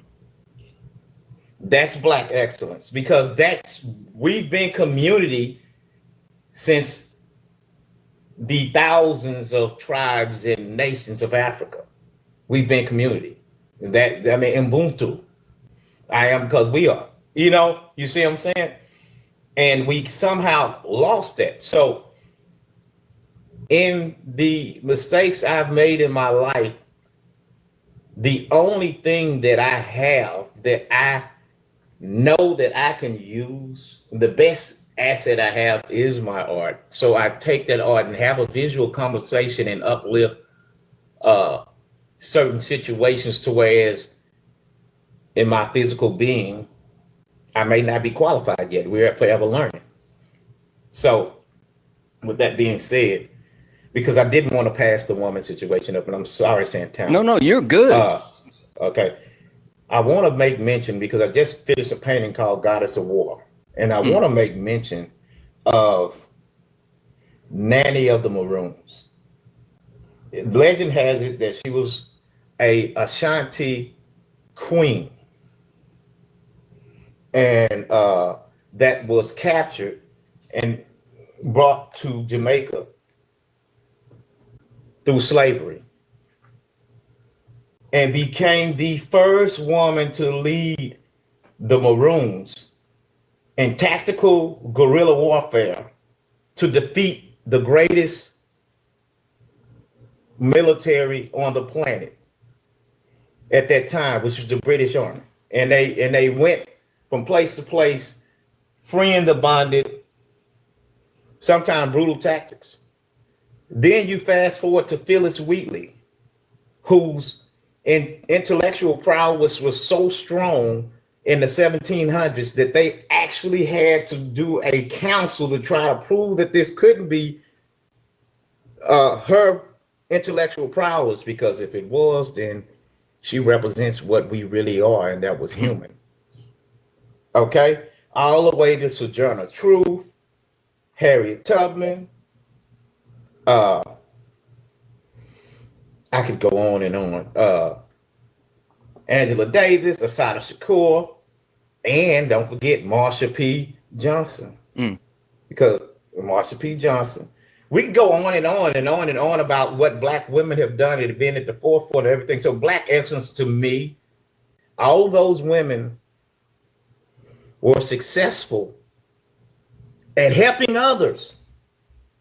Their biggest success was helping others. So to me, black excellence is how much did you help your people move forward, not how much did you achieve. That's the reason why that's what it means to me. Listen. One of the things that like I pride myself on is understanding that achieving something as an individual is never as fulfilling as achieving things for others and with others. And it's something that I talk about, and I talk about community a lot here because I truly believe that the success is measured by what you leave behind and those people that you affect, right? It's not about your bank account. It's not about your things. It's about the mark that you make in other people's lives. And I think that's super important. So Adorna, I want to roll it over to you, right? Because I feel like you guys not only have you've made this conversation super informative, entertaining, captivating, but literally you guys made this so easy on me. It's like, I feel like the D Wade, LeBron James, Miami Heat. I mean, you guys just keep throwing alleys. I mean, you make it so easy. But Adorna, like, Dantrell just set me up exactly where I wanted to go next, right? When talking about Black women and Black excellence. Adorna, why are Black women in this day and age, right, where they're constantly pushed down and pushed back and given less and told that they're lesser and dehumanized at every twist and turn or whatever, but somehow they continue to lead the pack, and not just when it comes to being educated or being entrepreneurs, but quite literally leading households and just setting the standard and the bar. How is it that when you talk about Black excellence, no matter how people try to spin it forward, there's no way that you can't mean Black women? I think that I mean, we know about, and for those who don't know about, I'll explain what it is, but misogynoir. So the cross between misogyny, so we know we're obviously in a patriarchal society, and then, the dynamic of that being mixed with this devaluation of Black people in general, and then you kind of have this mix of Black women being excessively devalued, right? And there's so much proof of that. There's a company called McKinsey and Company. They're a research firm, and they do a study every year called Women in the Workplace. And their 2024 study shows that for every 100 white men that are promoted into management, only excessively devalued, right? And there's so much proof of that. There's a company called McKinsey and Company. They're a research firm, and they do a study every year called Women in the Workplace. And their 2024 study shows that for every 100 white men that are promoted into management, only people succeed in general, but specifically Black women in this case, was the Fearless Fund, which I'm hoping some of you have heard of. But because Black women are clearly being discriminated against when it comes to venture capital, Black people started a venture capital firm called Fearless Fund, where they started a particular fund specifically to donate or to give money to, not donate, but to give money to Black women who are entrepreneurs. And although the reason that it was started to begin with was because of discrimination with us getting funding, they took it to court year before last and had it shut down and stated that that was discriminatory to white people. So us funding ourselves because we're being discriminated against somehow is discrimination to other people, right? And it's this idea of ensuring that you never have the bootstraps that they keep telling you to pull yourselves up by. You always hear people stating, why doesn't your community help yourselves? And then as soon as we do, they try to shut that down. Is that me? That's weird. No, that was me. Apparently my soundboard dropped the connection, came back. I apologize. That's okay. I was like, I'm being happy, y'all. Okay. Yeah. So yeah. And so I think that we all have mothers. Well, I mean, in terms of you want to know, someone birthed us all, right? And so I think that there should be some modicum of appreciation for women, and for all women in all realms of life, regardless of whether you're a career woman or doing the very important job of staying home and perhaps raising your children, or just being an auntie, or just all aspects of life. Women are always super involved, and yet there is such a lack of value, I think, for us. And it also is just because of socialization. I speak a lot when I'm on lives about implicit bias and how we're socialized, and this idea that if women are succeeding, that must mean that we are somehow beating men down in order to succeed, meaning that we're not being supportive, because that's the role we've been relegated to, is the, kind of the support crew.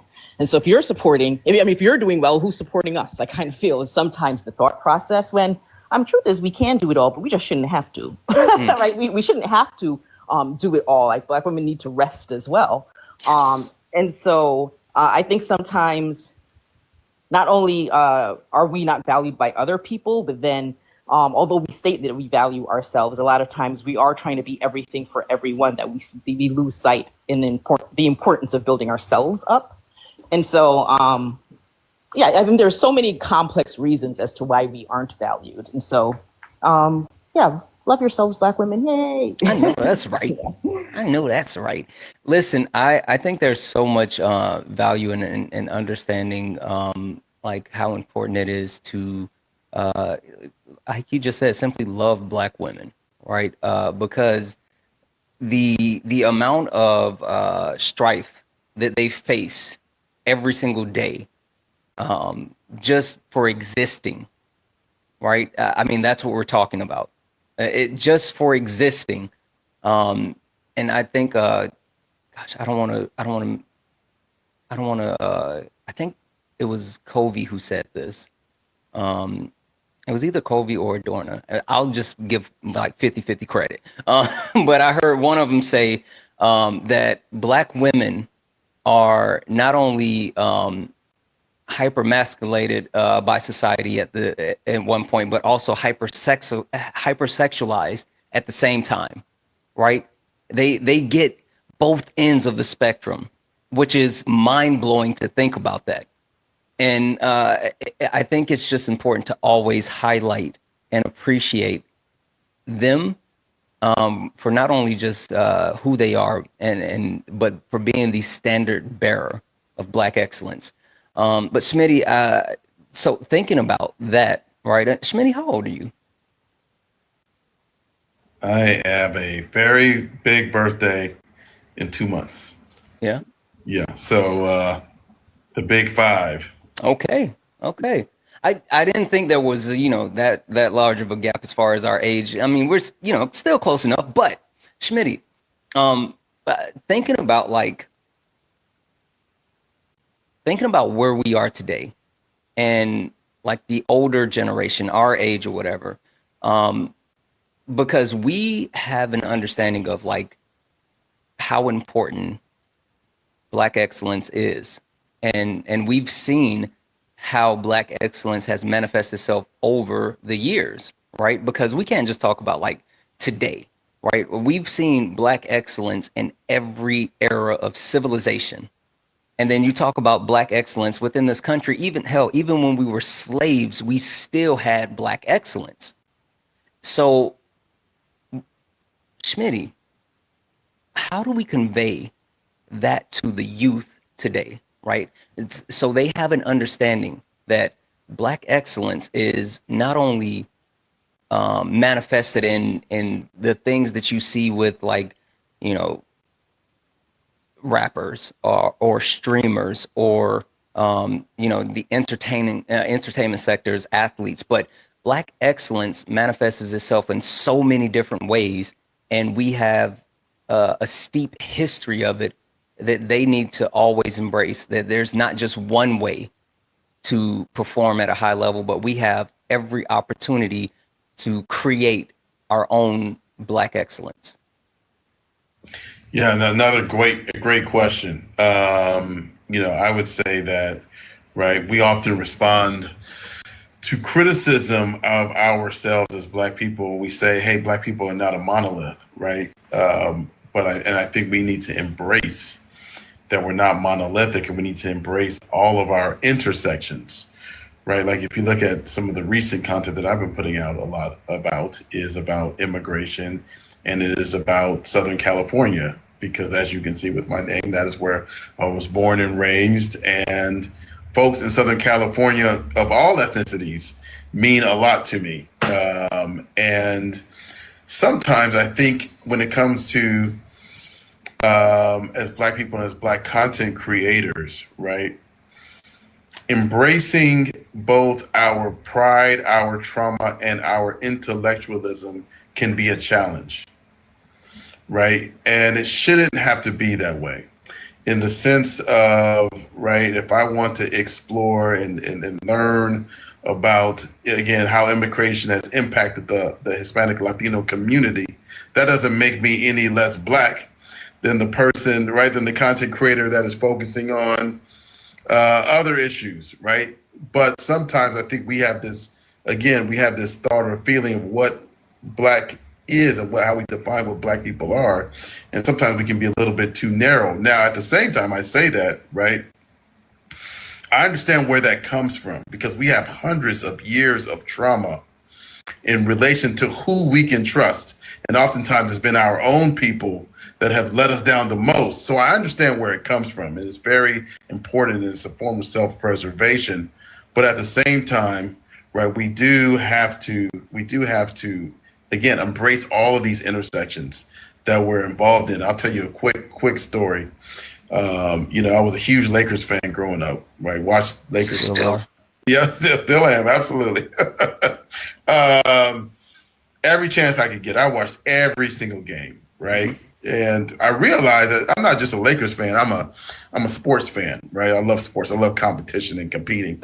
And so when the Lakers weren't playing, I would watch hockey because hockey was the only thing, hockey and basketball, the seasons are very similar, right? Mm-hmm. I would watch the hockey. I watch the Kings, right? And so, and this is when I was a youth. And then as I started to get a little bit older, they were like, oh, so many black people, black people don't watch hockey, right? We don't watch, right? And I was like, oh, okay, well, what am I going to do now? Because I kind of like hockey, but I'm certainly not going to talk about, with my boys, what's going on with hockey. But the reason I tell you the story is many years later, the company that I work for and that I part own now, we had this opportunity with the NHL. Okay, and so I fly out to meet with this guy who was a former player in the NHL, and get this deal done. And part of this deal that I was able to construct with him, the reason I got it, I think, again, like every other business opportunity, right, is you're connecting with somebody else. Yes, it can be about money, it can be about, right, the terms and all that kind of stuff, right? But oftentimes it's just a personal connection. And he asked me about hockey. Mm-hmm. And it was like I could talk to him about the Kings and about, who my favorite player was growing up and stuff like that, right? And it made the difference in getting this deal. And so, again, I think we have to embrace all of our intersections and not feel, right, like we are straying away just because we like hockey or just because we speak Spanish or any of those other intersections that we're involved in. So I think that's how we promote it. I don't think we should have that narrow, right, of an aperture when we look at what Black excellence is, right? It is, it's just too narrow. And so that's what I would say, man. I'm kind of, this is one that's personal for me here in Los Angeles. Because again, I think we can define Black excellence as again in a very narrow light. So hopefully, I didn't go on too long with that answer. No, you're amazing, and I agree, right? I mean, the thing that I love about my people is that we're multifaceted, right? I mean, we reach and touch and like just create so many different lanes and avenue, and you can't just put a Black person in one box, right? You can't just say I mean when you talk about like music, right? We could talk about music and you can talk about Darius Rucker, right? Because I'm from South Carolina, I grew up, and you can talk about Darius Rucker, but then at the same time you can talk about Lenny Kravitz, right? Or you can go and you can talk about Sammy Davis Jr. or, of course you could talk about like hip hop. You could talk about singers. Like the way that we cross so many lanes in so many different things, and it's amazing. And so we have to highlight those things that we individually enjoy, and at the same time, make better. right? So I think that's an amazing thing. So I have one more question for everyone on the panel. And what I like to normally do at the end of Brunch with My Creator is I like to open it up and bring a couple of people up for a Q&A session where they can, ask the guests one question and then we move on. I know that all three of you have given me so much of your time. If any of you can't stick around for the Q&A just for a couple of questions from the chat, then I definitely understand. But if you could, I would love it if we can just give a couple of people opportunity to come up and have a question for people on the panel. All right. With that being said, guys, we're so close to the goal that I set for the chat. My goal is to get everyone, not me, don't give me, I'm good. All of my guests, get them above 10K coins before the end of the live. We're so close. Let's make sure that we continue to appreciate these three amazing creators as they have been here with us this afternoon educating. They have been here with us this afternoon sharing their personal experience, sharing knowledge, sharing resources. Make sure that we are showing them so much love because, again, they could be doing anything in the world today, but they're here with us and they're giving us this information. They're giving us their time. They're giving us this knowledge. Please, please, please. Let's continue to appreciate them, show them love. I want to get all of them above 10K coins before the end of the live. And also make sure we're hitting their pay links. Make sure we're hitting their pay links, not just gifting on TikTok. Make sure we're hitting their pay links. I know they have the pay links in their bio. Show them some love. Buy them a cup of coffee. Buy them lunch. Buy them a book. Right? Just send them something that they can actually use because again, they are here doing so much for us, and I appreciate them. So I'm more than sure that you appreciate them. With that being said, Dantrell, I wanna. This is the last question I have for you. What do you want to leave? You know what? Fuck it, hold on. I had a question, and then when I started saying it, it just literally changed. I was gonna make it like simple and say, what do you want to leave the chat with today, or what's something that you want them to know, or blah, blah, blah, right? But thinking about you specifically and who you are specifically and what you do specifically, I don't even care about what you want to leave with the chat today. Dantrell, what mark do you want to leave on not just this conversation, not just this country, but the world? Dantrell, what do you want your legacy to be, and what do you want people to take away from you as a whole and actually use that in their lives? That we must give a voice to the voiceless. We must. My legacy, what I want to leave with people is that we can continue the Afrocentric traditions of telling our stories of our ancestors, because we are the reason our ancestors fought to survive, and they are the reason that we exist.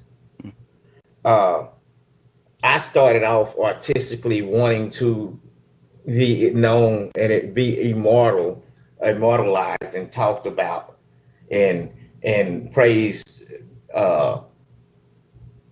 centuries after I passed. Now, where I'm at now,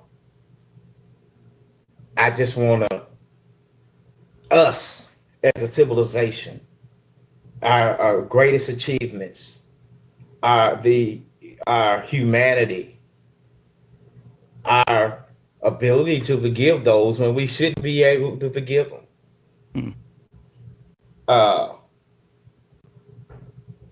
Our intellectual prowess, our cultural prowess, everything about us. I want it, when I pass on, I want to know that I was a conduit. My art was a conduit to tell these stories for my ancestors.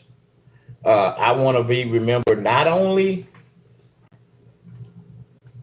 I would like to be remembered, if I was selfish about it, not only for my achievement, but for my flaws. I want to remember, because someone is going to make that mistake. And someone needs to see when they make that mistake that that was wrong, and they must hold themselves and get themselves together. Uh, that's why I want to be transparent about everything that I do. I become more transparent all the way around, and I want people around me to be as transparent to me as you can be. If I step out of line, don't laugh me off. Don't even tell me about what's going on. And one thing, I want to say this because before we get out of here, Mm-hmm. there's something I wanted to say about the cycle of pro-blackness. Mm-hmm. And the reason why I want to do this is because this is what you see that's happening. In the middle of the cycle, which is a circle, of pro-blackness is the problems, the institutionalized problems, the cultural problems, anything that's holding black people to a point that is a hurdle that we must jump over. That's in the middle of it. Mm-hmm. At the top of that circle is the beginning of your pro-blackness. It may be ignorance. It may be just not knowing yourself. All right. You start to come into your pro-blackness around a 90-degree angle, and you start to learn about yourself. Mm-hmm. The 180 is supposed to be the perfect point. But the cycle is, and it's happening, and you see this among pro-black and FBA people. They don't stop at 180. They go all the way around to 360, which is bad, because by the time you come to 360, you begin to sound like white supremacists. Mm. You're so pro-black that you marginalize the LGBTQIA, you marginalize women, you start to go against anything that's black. And you think it's because you're pro-black. So 180 is where you should be. But unfortunately, that cycle has brought us around to actual YT supremacists. That's the reason why you have pro-black people vote for Donald Trump. Mm. You have pro-black people being misogynist towards women and upset. You have pro-black people sounding like YT supremacists. So I want everybody to recognize, stop at that 180. Once you've done that 180, just continue. When I say stop, you can continue to grow, but continue to grow in knowledge at that point. Don't take it too far, because if you start to ask yourself when you say something, do you sound like a YT supremacist? My misogyny, I sound like a redneck. When I'm in my misogynistic point, I sound like a redneck, and I recognize it. Yeah. All right. So that's the legacy I want to leave. The ever growing, the ever developing of our people. And the way I'm telling that story is through my art. Yeah, absolutely. Listen, I think the pursuit of self-awareness is something that everyone has to continue to track through. And I do think there is an overcorrection that people tend to naturally hit, right? And I think it's important to understand that balance and the comparison. It's funny, like I had a conversation this past week on my live and the on late nights, and the premise behind the topic was dealing with racism and anti-blackness. But then we had a community conversation where we talked about colorism, and the same black people that can understand racism couldn't understand colorism. And that's the thing, right? That's the thing, and that's at the heart of what you're saying. And I think that's so important to continue to listen to yourself and the way that you actually push certain narratives, and understanding how going past the point that you just said becomes harmful. So I love it. Adorna. I want to know from you, right?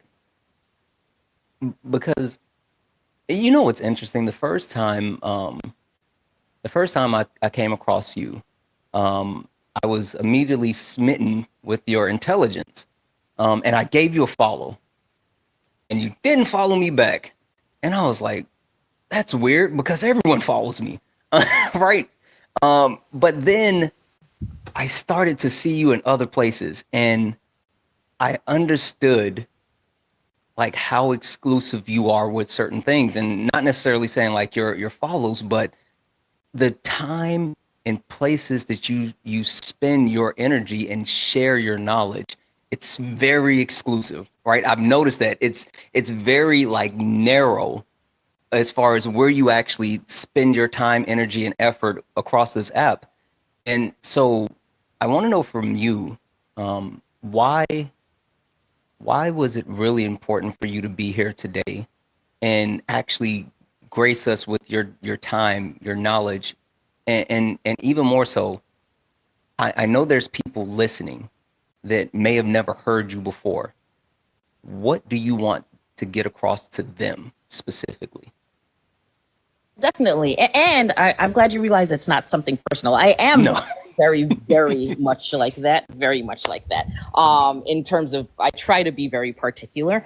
And it was important for me to be here. And I do follow you now. Yeah. Yeah, I do follow you now. And the reason I do is because for me, I try to be deliberate, right? And for me, especially when it comes to like social justice, I feel as though it's not like social justice in general. It's not a destination, right? It's a daily choice. It's the choices that we make. So it's in the conversations that we have, the systems that we challenge, the silence that we refuse to keep, right? These are the ways in which we can impart justice. And I think that a lot of times people feel as though unless they aren't doing what they see someone else do, then they aren't fighting for justice or they're not fighting for liberation. When the truth is that you should be selective and do the things that you can do and do them well, right? So I think that it really boils down to what you consider valuable and who you consider value, and then fully choosing again and again to show up, right? Show up in the places that you feel as though you can add value, and doing those things that you know that you can, where you can add that value, right? So not just for yourselves, but for others, and for, as Dontrell had said, for the voices that are unheard, right? So my hope for people is that we're brave enough to like live our values out loud. Live your values out loud. I think that's really important. In the places that you can, with the people that you can, but being selective enough to, because I think people have heard this idea: when you spread yourself out too much, when you spread yourself thin, as they say, you're actually not providing much value, I think. And so then when you are selective with your loved ones, like who it is you choose, the friends you choose to keep. I think that personally for me, having a million friends isn't important. Having a small group of friends and people or acquaintances or et cetera that I can choose to give my time and value to is important. I try to live that out in terms of the causes that I speak for and against, right? I try to do that. So, I mean, I want people, like I said, to take away from this that justice, the way that I would define justice is kind of the carrying out or the maintaining the things that you think are just, right? That's what I did. That's how I would describe it, as I'd said. And so for me, and hopefully for you, for the people who are listening, again, that comes in the form of curating the conversations that you have, determining the systems you're going to challenge, and then refusing to keep silent. So yeah, that's it. Yeah. Listen, I think that's so important, right? And I think people understanding the most valuable thing that we have is our time, because it's finite. And when we give our time to certain things, we have to make it count, and we have to like actually be intentional with it because it's so valuable. And you couldn't there's no way I could have said it better than what you just said. So yes. All right. I'm gonna come, Schmitty. I got one last question for you, but if you guys are okay, after this, we'll bring a couple of people up and we'll do what, like 3 questions. Are you guys good with that?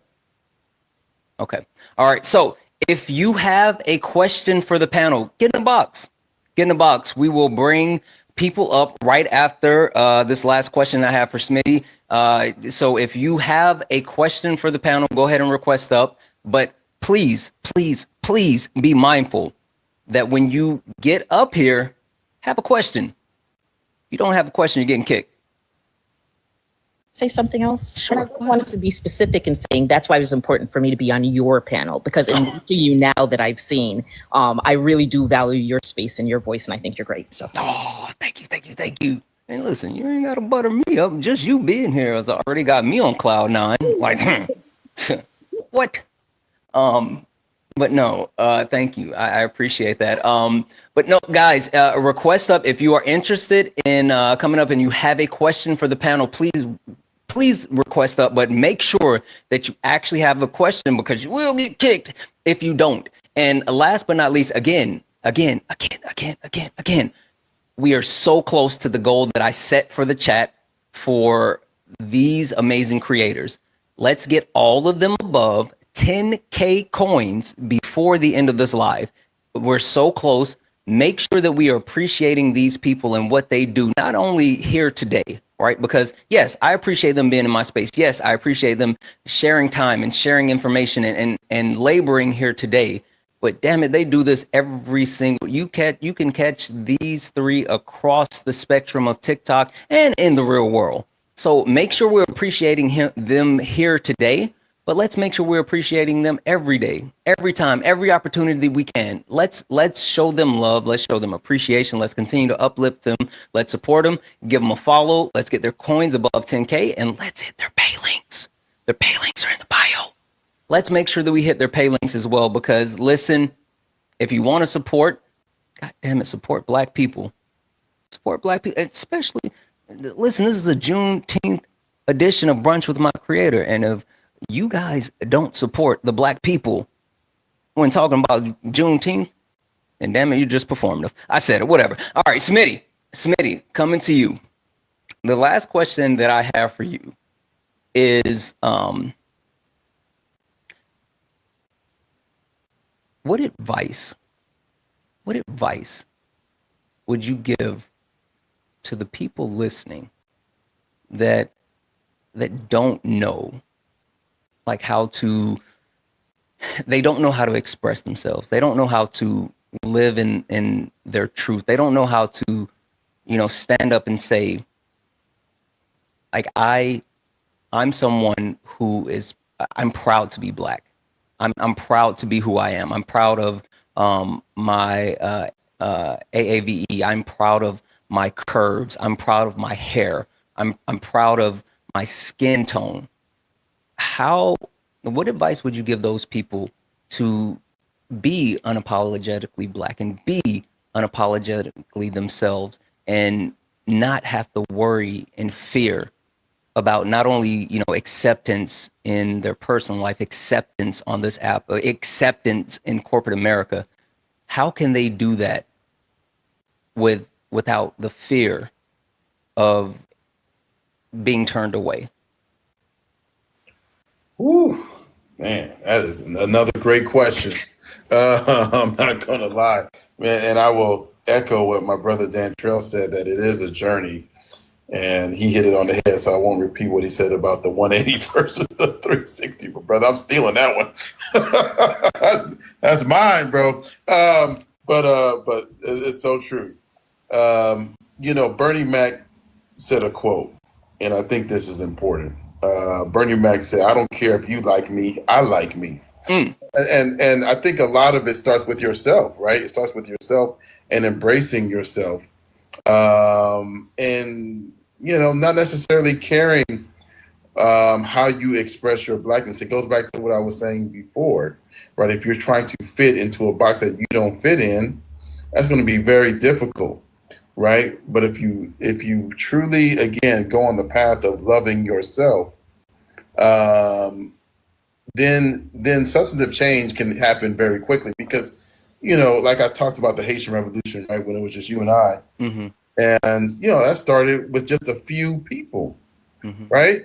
Like I said, it's Black women running companies, one or two of them running 10,000 employee companies. right? And so I think we have this need to try to appeal to all of these hundreds or thousands of people. Maybe you come on TikTok, you look at people's follower count. That don't mean shit, man, right? Love yourself, and don't be afraid to express gratitude, right? I talked about this in a post for Father's Day last week. Don't be afraid to express gratitude, because we say word is bond, right? Our word is bond, but if we never express ourselves, we never have to prove it, right? And so give that gratitude, and like you've been saying, right? Make sure we're telling each other how much we love them. I love everybody on this panel. I'm not afraid to say it. I say it 100 times. I love everybody in the chat, right? But that comes from a love of self, and not only a love of self, but a love of the folks that came before me, right? And the phrase that I hope that we can bury is this: we are not our ancestors, right? Like, we should be ashamed of those folks, or that they were too timid or too meek or whatever it may be, right? That it took somebody putting their foot in the ground for us to even be here, right? And so again, a love of self comes from from the heart, but it also comes from an understanding of our history, an understanding of our sacrifice that we don't get taught enough about when we go learn about not just the Martin Luther Kings and the Malcolm X's, right? Try to go watch Fannie Lou Hamer's speech at the Democratic National Convention without tears and without a ton of black pride. You want some black pride today? Go on YouTube and find Fannie Lou Hamer. I guarantee you'll get a boost after that, right? So it's understanding how much we have actually accomplished, right? Oftentimes, as Jesse Jackson said, we measure our distance to the house that we're trying to run to, but we don't look and see how far we've come from the house we were running from. Right? And so we have to be very comfortable in our achievement, right? And then leaving a legacy, I think, is a very powerful thing for self-love and being loving ourselves. And, I'm going to butcher this quote from Martin Luther King, but he says something like, if I could show someone as he's passing along, if I could cheer someone with a word or song, if I could show someone he's doing wrong, then my living will not be in vain. I think we have to understand, right, that leaving a legacy has been eternal. Everybody's wanted to do that. And so not necessarily need to reinvent the wheel, but understanding what folks in the past have done for us, right, and take that. And as we depart, leave it to the future. That's what I would say, man. I know that's right. I think that self-love is so important. Loving each other is so important. But so if you can't love yourself, then how can you love anyone else? And to the last point of listen, I know I have kids and I love my kids, but I don't want to just leave like the understanding, the knowledge, the positivity just to my kids. I want to leave it to, your kids and everyone's, like, the next generation is so important. And I want them to understand that being them and being unapologetically them and living in their joy is not only necessary, but it's a beautiful thing. So, all right. We're going to let a few people up, get a couple of questions. But before we do, W's in the chat for the chat. W's in the chat for the chat, because you guys absolutely nailed it, right? You got all of the people on the panel over 10K before the end of the live. But you know what? The live ain't done, so the love ain't done. So keep it going. Keep it going while the people are up here, right? While they're still here. Give them their flowers. God damn it, give them their flowers when they can still smell them, right? So continue to actually appreciate these people that are on the panel. Continue to actually do all the wonderful things, gift them, follow them, show them love, hit their palings. Hit their palings.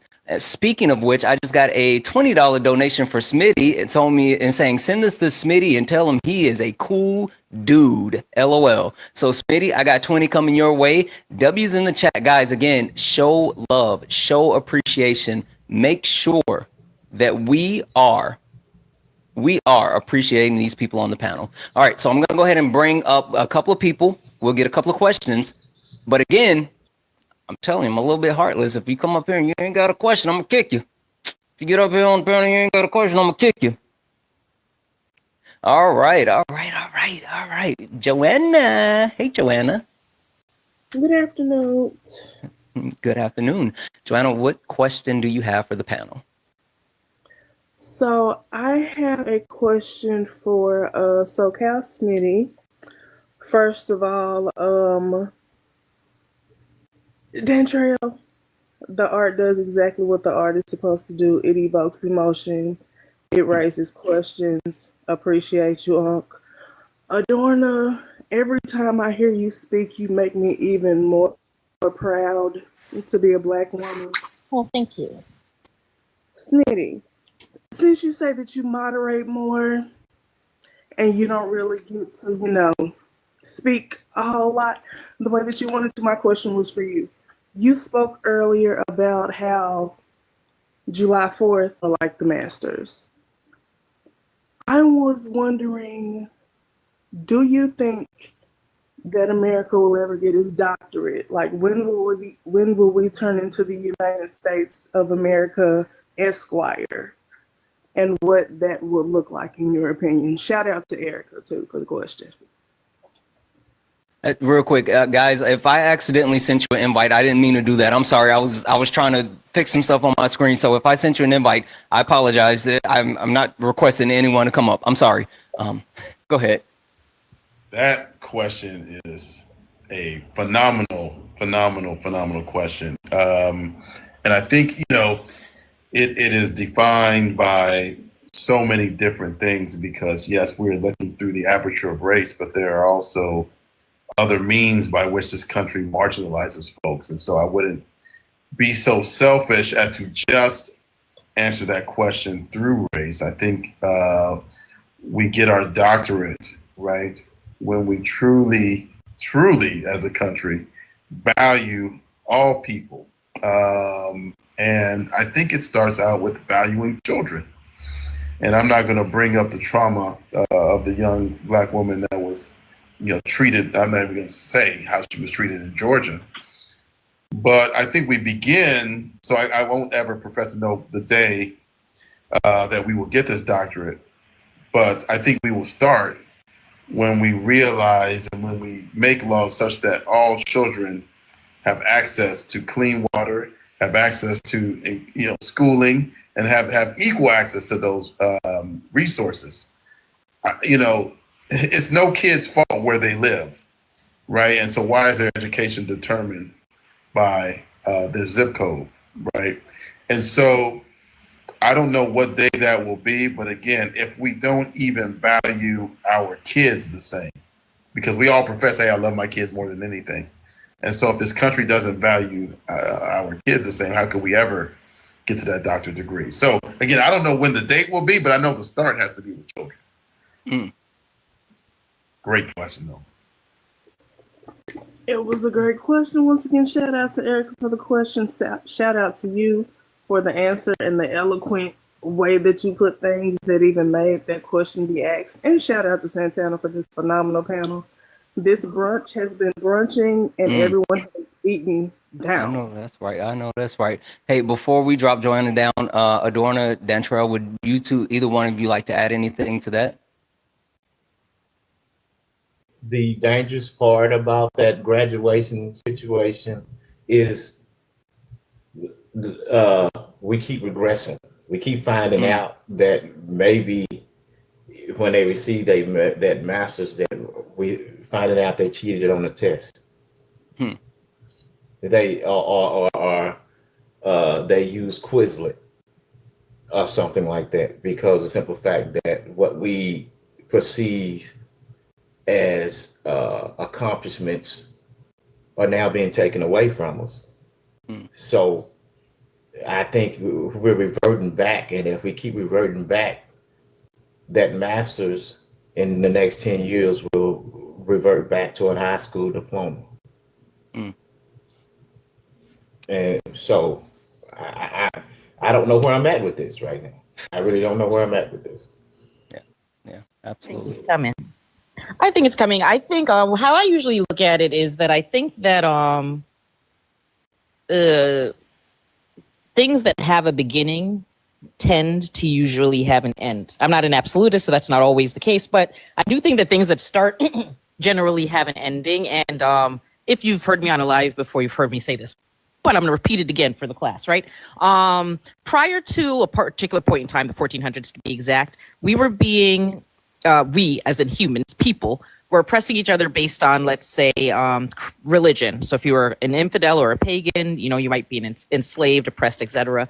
We were oppressing each other based on territory, like land. So I want your land, you want my land, we go to war, I take you as a prisoner of war, etc. And it wasn't until the 1400s when, not that we didn't notice race prior to the 1400s, but that's the first time we see this classification happening, like and then a hierarchy and oppression based on race, right? And so that was pretty much the beginning of it. And how I feel about it is that the same way we were oppressing each other on religion and land, and then it came to race, I personally think that it might not be in my lifetime, it likely won't be in my lifetime, but let's say 100 years from now, we'll be oppressing each other based on something else. And that might sound pessimistic, but I think they're going to be like, oh my gosh, you wear glasses to dungeons with you. Yeah, I feel like eventually, and so it's not romantic in that it's like people will come to their senses, and now we value, everyone values each other, and so now there's no more oppression. I just think that we're going to move on to something else, truthfully. And so I do think that there will be a time when Black people are not oppressed for being Black the way that we are currently. But I think that if we want to see it come sooner, and this is just my opinion, but we can't buy our way to liberation, right? I think a lot of people think that if enough of us, get the right kind of jobs and we all have houses, then, they're going to see that we're all equal. I don't think that we can buy our way into liberation. I personally think that only comes with a revolution. And until we're all ready to do that fight and have red stuff flowing through the streets, then the best we can do is improve our material conditions. And but I do see it coming. I don't think that this is where we will perpetually be. Yeah.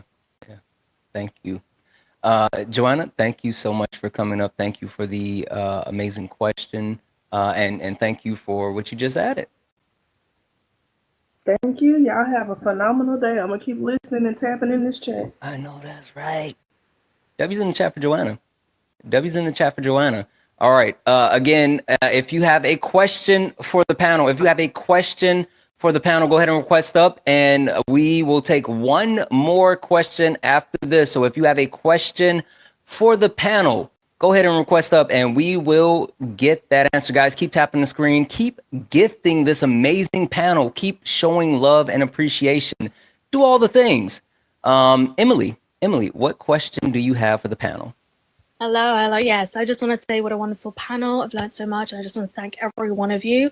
But yes, so my question is, in addition to uplifting and listening to Black voices, what would you like to see from my race? I'm a Waity woman. What would you like to see from my race do to improve the conditions within your community?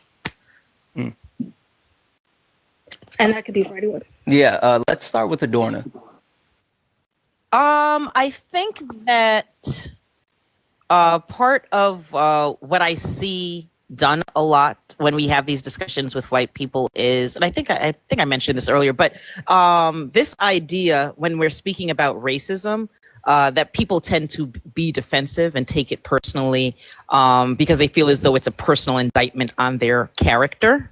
And so even people a lot of times that do genuinely want to be helpful and have good intent, a lot of times I think there is a kind of like a mental block, because the thought process is there's something external that I need to be doing, and which you should. I'm not saying you shouldn't, but there are external things that need to be done in order to show that I'm, the popular word, an ally or an advocate, an accomplice, etc. These popular terms, and so there are external things that I need to show that I'm doing, so people can see that I'm I'm not racist or that I'm trying to help, when really I think that a lot of people aren't working on themselves. And that sounds so cliche, but literally working on yourselves, because when you understand the idea of implicit bias, subconscious perceptions that I always speak about, then you will be able to have a better understanding of a better ability to critique your own actions, your own thoughts, and then you'll be able to see the things that are happening around you that perhaps you can have some sort of impact with. But I think a lot of people are skipping over the inner part and trying to and jumping over that and going to the what can I show. And that's why I think a lot of times people who genuinely want to help end up faltering, because you haven't fixed yourself yet. You haven't worked on yourself yet. So I think that the answer to your question is to really get a better understanding of your own actions, understand microaggressions, understand the things so when I speak about implicit bias, I'm talking and subconscious perceptions. These are things you're not even aware of. And I know I usually say you don't know what you don't know, but this just takes research. It takes research into a lot of times the things that you may be doing that you don't even realize you're doing, right? Just really take a good look at yourself and try to understand ways in which you can have a better understanding of how white people tend to perpetuate harm without realizing it. Oh, there's a book. There's a good book called Nice Racism. Pick up that book. Yeah. Okay. Dantrell. Oh, I'm just gonna say it like this, okay? Adorna hit you right with the books. Learn some things like post-traumatic slave syndrome. Dr. Joy DeGruy. I've always wondered, is it DeGruy or DeGruy? White fragility. Look that up. But more importantly, and don't take this personally, support, not lead. Support, not lead. Because sometimes we do more harm as a YT person by leading, because you may think you're speaking up for us, but you're actually silencing us. I've seen this in several lives where someone said something to me and a YT person chose to stand up for me, and they were silencing my voice of how I wanted to handle it, but speaking for me. That too is a form of suppression. That's that nice racism that you may not know. So I would say, step back, read, educate yourself, ask, and support. But when in the fight for justice, I always realize we're no longer looking for equality. Who wants to be equal to a colonizer? Okay? So we're not looking for equality. In the fight for justice, everything, stand back, read, support. Because the biggest thing, Black people, from what I'm getting, is that we want to be left alone to flourish. We want to heal ourselves. We want to promote ourselves. We want to build things ourselves. And if you really love us, support us, but you don't have to be recognized as you're supporting us. You don't have to be, well, I want to be in the forefront because I did this and I did that. You don't have to do that. Just support us. Come from a supporting situation. Yeah. And that's one. Absolutely. Smitty? Very difficult being third on this. It's the same question, because I have a lot of the same answers. And one of the things I appreciate about Dantrell and Adorna on this panel, they've been very, very honest and blunt. And I think honesty begets more honesty. So I'm going to continue with that theme. I think there are a couple things how you can help. One, I think, is, talking to other, white folks who may be problematic might be the best thing you could do in those private situations, and helping those folks deconstruct, right? Because, we're not going to have. And I think, out of what Adorna and Dantrell said, making sure that you amplify our voices. Again, I don't want to repeat what Dantrell said, because he said it very well. Oftentimes, it's almost like there are certain people that are like, "Ooh, look what I learned today, and let me just talk about it because I just learned this, and I just want to say everything, that I've learned." I think that can be very problematic. I think the last thing that I would say is understand that we have a right as Black people to be skeptical of your intentions. And don't take that personally. I'm assuming you have good intentions, right? Don't take that skepticism personally, because again, we have every right to be skeptical, because oftentimes, as a white woman, right, there are some that they see the problem with white supremacy. They see that white supremacy needs to be dismantled, but they are still comfortable with us being at the bottom. So they're like, okay, look, I don't necessarily want to dismantle white supremacy. I just want to invert the order. And so what that has bred in us, right, is a level of skepticism of, okay, well, you only got half of the work done. And so I would say to you, right, that, your actions with all of the tips that Adorn and Dantrell have said, I think will lead you to the right place. Absolutely. Absolutely. Perfect. Thank you. Thank you so much. I appreciate every one of you. Absolutely. Thank you for coming up, Emily. I really appreciate your question. Thank you. All right, guys. We got time for one more question. One more. Hello. Hello, All right. Hi, Cynthia. Hello, Mama Rima. What question do you have for the panel? Question is for Smitty and for everyone else. So one thing that I realized is, and I was talking about this a little bit in the comments, is the level of grace that is given, the patience and composure, even in the face of adversity that has gone on for hundreds of years. And my question is where do you get that from? I'm a Palestinian, Santana, just so that everyone would know here, but I just would like to know where is mostly, I've been on Smitty's panel a lot, but I would just love to know where this patience come from. Thank you. That's my question. I can start. Well, so for me, it comes from realizing my own that I'm not infallible. I think a lot of times, I'm on panels and I see people accusing, and I'm going to be honest, accusing people sometimes that have patience of coddling, right? And it is possible to coddle. So I'm not saying that isn't a thing. However, what I do realize is that I happen to be the marginalized demographic when it comes to race and when it comes to sex, but there are times when I am not part of the marginalized demographic. And I need to realize that in those cases, there are plenty of things that I don't know about those groups in which I'm not a part of.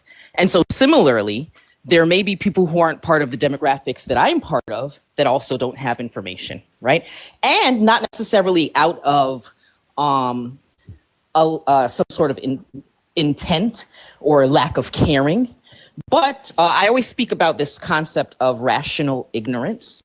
And it's this idea that when something, people tend to not educate themselves when they feel the cost of the education outweighs the reward of doing that education, right? So I usually give the example of, let's say, what's happening in let's say Russia and Ukraine, like what's happening there.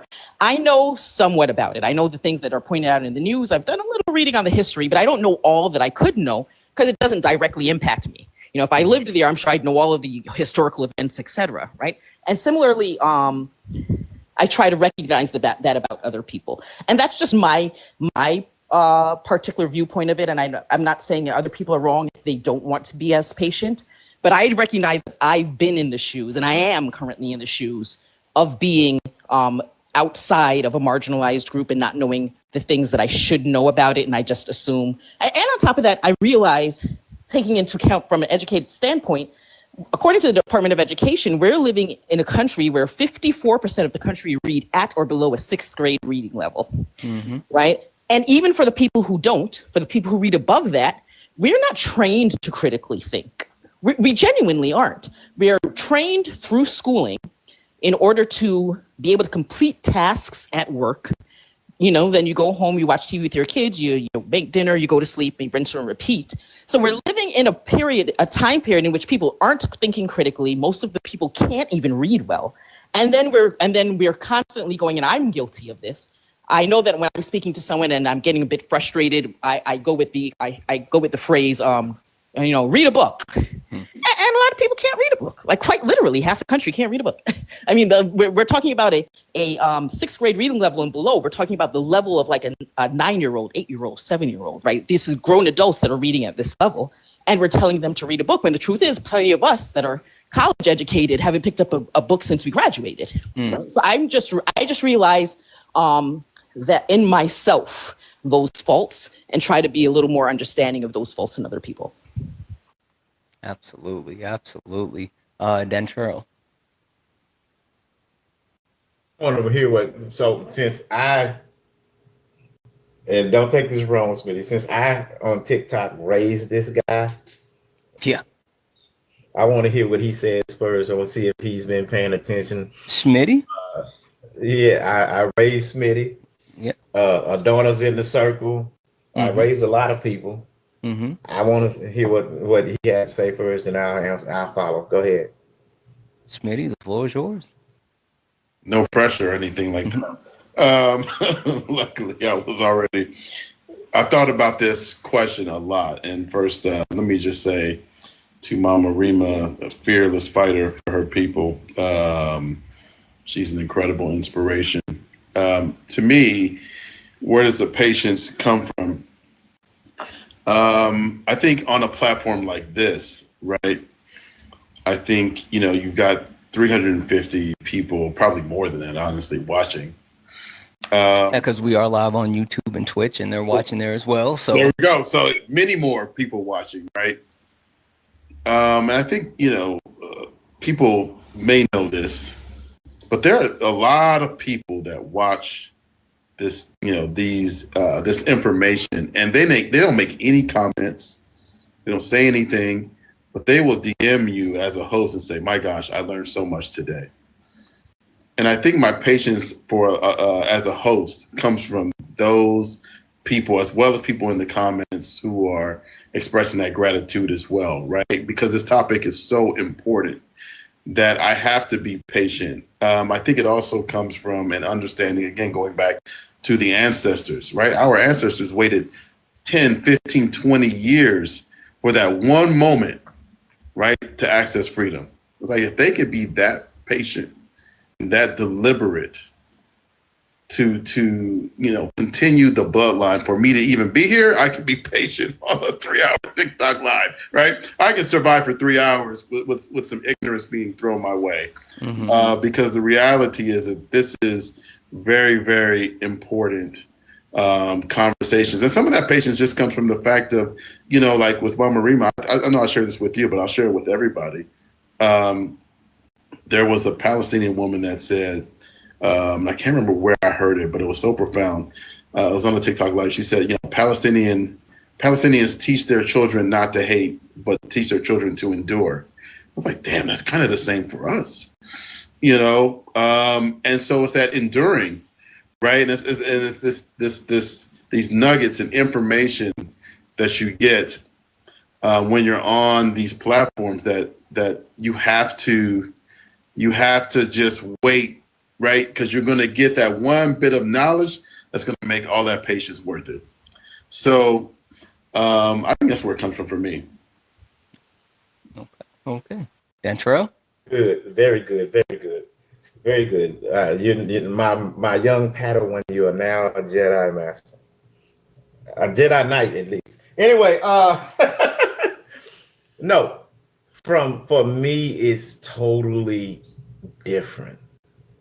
I grew up in the days of Donahue and Jerry Springer. And what I did recognize about Donahue is that Donahue would do things for views, but accidentally people would be educated by it. The first time I heard a strong Black woman speak on Donahue's panel, she was so powerful that I, who was trying to decide what I was going to do to my life, enrolled in Texas Southern University to better myself. And that was Sister Soldier. And when she spoke on Donahue, my platform is dangerous in a way because it's edutainment. I use the harmful ignorance of others to teach the 700 or 800 people in the comments certain information, that to show them that these type of people exist. But it's a dangerous scape, because you have to know when it's too dangerous and too harmful and when it's not, because you will be held accountable for what goes on in your lives, even for what you do. But truth be told, I'm going to tell y'all something that y'all don't know.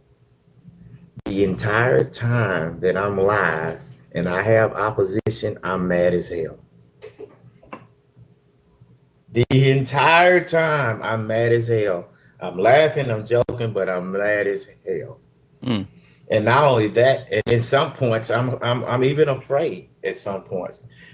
When you get to the parts where, because I've been around for a while, when you're a public figure, everything about me is public. It's a normal week for me to get 3 or 4 unalivement threats. I walked out to my car and had notes on my car and everything else like that. But the patience comes from when people, I get these notes all the time. These people call me and say, you get me through the day, or I learned something, or just you made my day better. I take the good with the bad, but the patient comes for the simple fact that when I do say, you know what, I'm tired of this, and I stop and I don't do it for a couple of days, people notice, because they'll call, they'll text, what are you doing? I can't get through my day. And I take that responsibility humbly and say, okay, I got to tweak this thing, but I got to keep it going.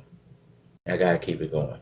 And what some of the work that I watched Smitty, and y'all forgive me, I got my camera flipped, do pre-election, I was proud.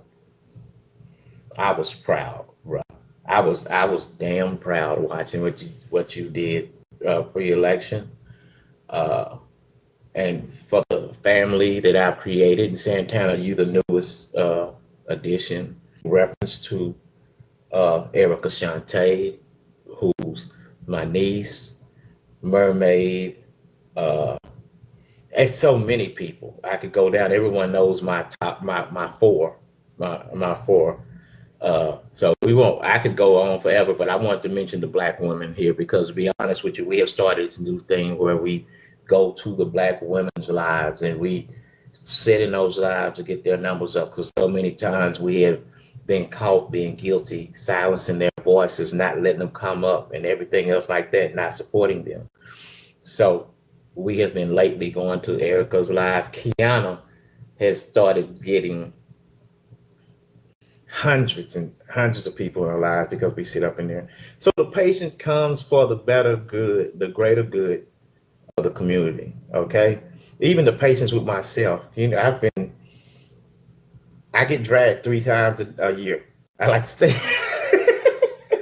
but I keep coming back strictly because my ultimate goal and the reason for the patience is the betterment of the community. Absolutely. Absolutely. Listen, I,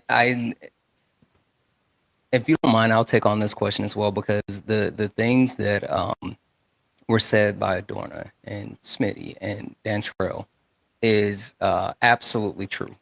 Absolutely true. Um, and the one thing that I'll add to that is for me, because I know there's certain points where people are like, hey, this person needs to go, or you shouldn't talk to these type of people, or you shouldn't engage with this aspect. And I always try to keep in mind that I feel like I have a sense of obligation, that I have to be the arbiter of the tough conversations. And it's necessary for me to have patience with people, especially if people are trying, right? Because there's a lot of situation where people are genuine in what they're trying to do, but they're wrong. And then there's other times where people are just, trying to be disruptive. And I treat those people different, right? For the people that's trying to be disruptive, they get the jokes, they get the soundboard, they get the clowning, they get all of that, right? But if there's people who are genuine and they're trying to learn, or they have a different opinion and they're open, then I use a gentler hand, and I try to reach those people. And so I think I have an obligation to show grace, show patience, and also hold those conversations that a lot of people wouldn't be willing to have, and take the brunt of the difficulty of said conversation. So that's what I got. But Mama Rima, thank you so much. Thank you so much for that question. And I just want to say, but before I drop, that you are the blueprint of resilience, and I mean that. And we learn so much from you. And I aspire to bring this level of conversation into our own communities, because we're not there yet. Love you all. Thank you so much. And I'm Thank going you to drop. so much. Thank you. Absolutely. Thank you so much. Yeah, guys, listen. So before we wrap this up, I just got to do this real quick. If you guys don't mind, give me just a sec. Don't mind me. All right, guys. As I do this, keep tapping the screen. Right. Make sure that you're following all of these amazing creators, because each and every one of them deserve their flowers. Right. So let's make sure that we are giving each and every one of them their flowers when they have an opportunity to not only enjoy them, not only to smell said flowers, but let's make sure that we are showing them love, showing them appreciation. Because the one thing that I learned, right, is doing this on a consistent basis, it's hard, right? It's not only hard, but it's something that a lot of people don't necessarily understand, how much you have to give up to do this, right? They don't really understand like the level of time, energy, effort that it takes to be able to share like this much of yourself with others. And so let's make sure that we're appreciating these people, right? I just had to take a moment to make sure that I'm not just saying, chat, take care of the people, but I'm taking care of you all as well, because you giving your time to me, to my space, to everyone that's listening, and educating and reaching people that may have never heard your voice before, and even more so, something that I love about what I do, because I always stream and post to YouTube as well. And I get a pretty decent audience on YouTube, but the thing that always blows my mind is how many people watch it back.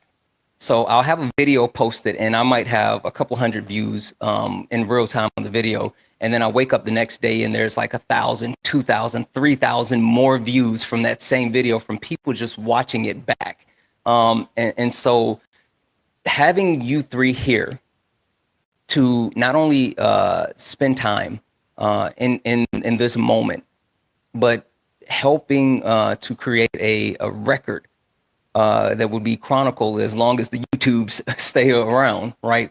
Something that people can lean on, and not just in this day, not just thinking about Juneteenth, but actual information, education, entertainment that will be available for a long time. I just have to say thank you, all three of you. Thank you. I just want to say real quick that usually I tend to be in debate lives. Mm-hmm. And even if it's not a debate live, it's a discussion live, not in this format. This was very like podcast-esque. Yeah. Yeah, and Erica's was, Erica had one like last week too. And I appreciate these types of lives, like so informative. And I know we share information on the other formats as well. And I love those formats as well. That's why I'm there so often. But I think this format also has a really special place in terms of not just because we're not speaking to ops as we call them, but really providing information for ourselves and our community. I love it. Yeah, I mean, we're still providing communication on the other ones as well for people in the comments. This is a very particular type of sharing that I love. Yeah. Yeah, no, absolutely. And again, I mean, so I do these brunch with my creators in a sense of thinking like, you know, it's giving a perspective that most people don't get to see on TikTok, right? Behind the scenes look at some of their favorite creators. And this is the first time I've ever done a panel discussion. And I thought it was just so important to do this because Schmitty said it earlier, right? Black people are not a monolith, right? And so having one person come up and be the arbiter of what Black is, the arbiter of Juneteenth is something that I would have been, if I would have tried to do that, then it would have been the worst possible thing. And so reaching out to all of you and getting the reception that I got from all of you was absolutely amazing. So I'm so grateful for that. Very, very, very well done. Yeah, again, I just want to echo what Adorna said about appreciating you.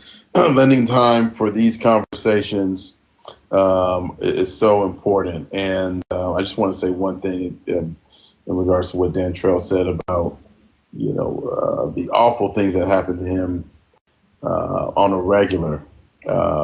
This is why it's so important. I'm just going to echo Santana what you said. It's so important for those positive comments, those positive DMs, just to, you know, if you can just remember to do that, right? Every once in a while, even if it's not necessarily a creator that you're going into their space a lot, maybe you saw them in a live or whatever, even in a comment. I'm telling you, those are the kind of things that can really sustain someone. I took a little break for 3 or 4 weeks because it was just too difficult to be on the app. Just being honest with you, I was like, I don't know if I'm gonna keep doing this TikTok stuff, but it was positive comments of like, Smitty, where are you? You know, we need you. You know, right? So I would just, again, going back to that answer I gave before around just love and self-love and also that gratitude is very, very important. Very, very important. So just wanted to add that. But thank you, brother, for inviting me. I'm humbled and much appreciated. So Santana, I'm going to ask you a favor. Sure. I finished this painting on Juneteenth. It was dedicated to Black women. And I just want to show it. My last thing that I do on this live. Listen, hold on. And when I show this, all right. So when I show this, I want to preface it with art is the scale unto which the merit of a society is measured. Every major time period is measured by the medium the art was created in, the Bronze Age, the Ice Age, the Renaissance. It's all about the art. So with that being said, my challenge this year for Juneteenth was to create a painting that personified the leadership role that Black women had and have always had for the upliftment and protecting and nurturing of our people. And what I've noticed about Black women is that they love their people unconditionally through the flaws. I've seen women that were hurt by men see that man that hurt them and go try to help them. Mm-hmm. And I can't comprehend that type of goddess-like existence. Painting called Goddess of War, and I'm about to show it to you now.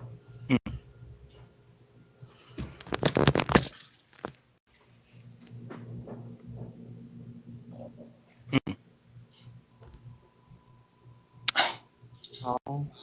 It's gorgeous. That is gorgeous. The symbolism is this.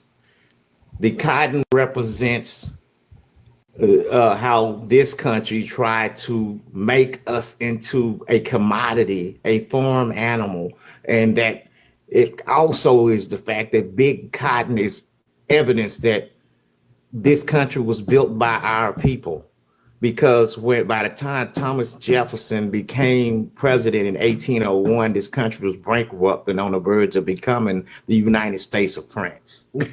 And they depended on big cotton, the labor of Black people, to bring that around. But she conquered that. She conquered the capitalism. She conquered the slavery. She conquered all of these things, which this is the reason why I put this circle of sainthood, this halo, if you will, around her. And right now, you see the runs in the Capitol. You see the runs in the Capitol, because all of this stuff is going to fade away. What will never fade away is the leadership, the goddess-like status of Black women.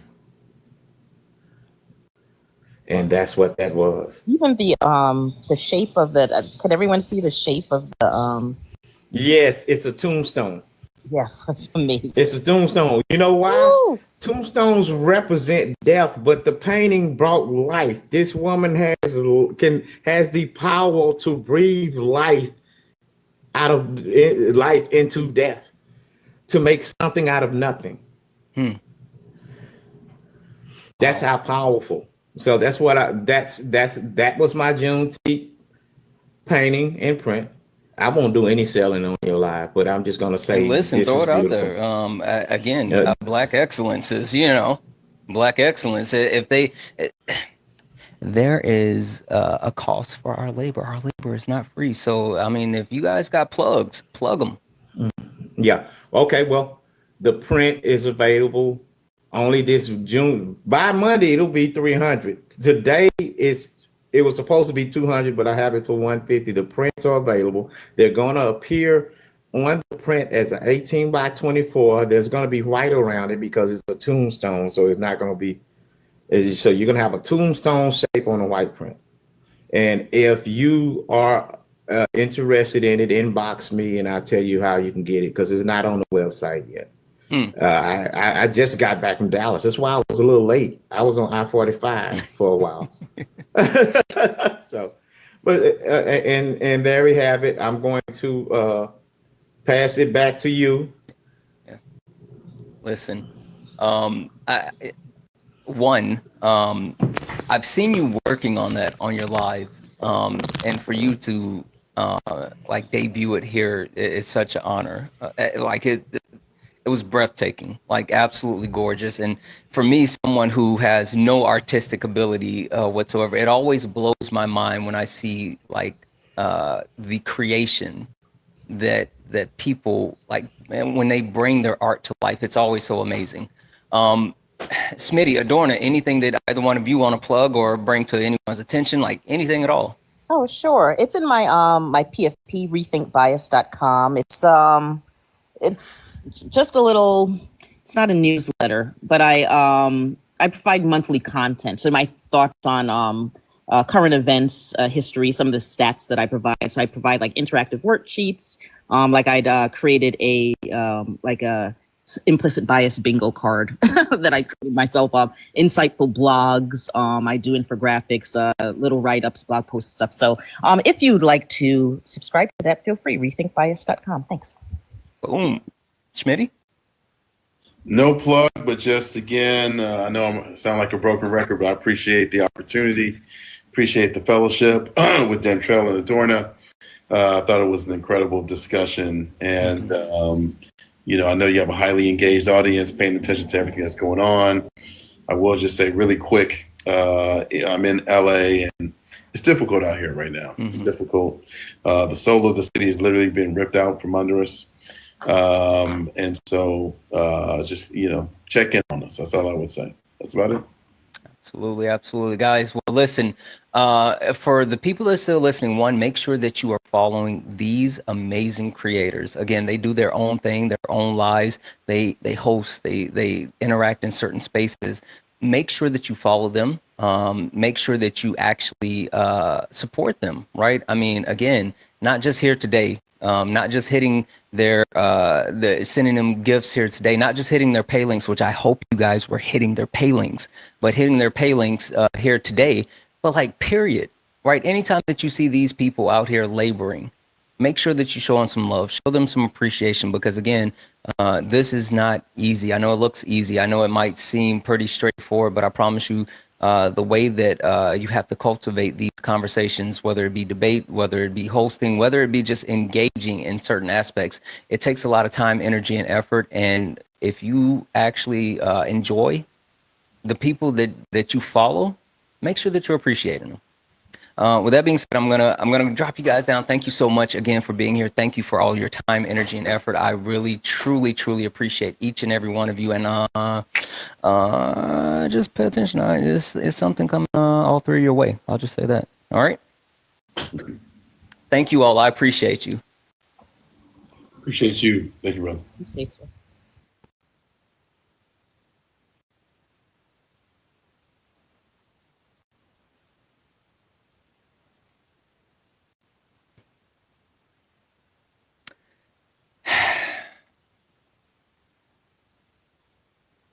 You know what?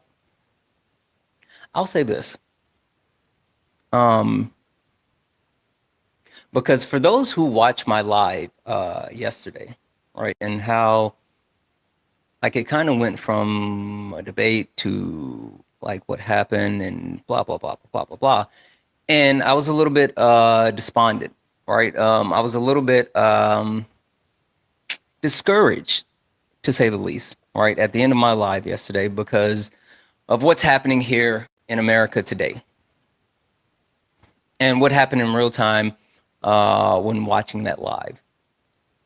But this this conversation we just had, it's like it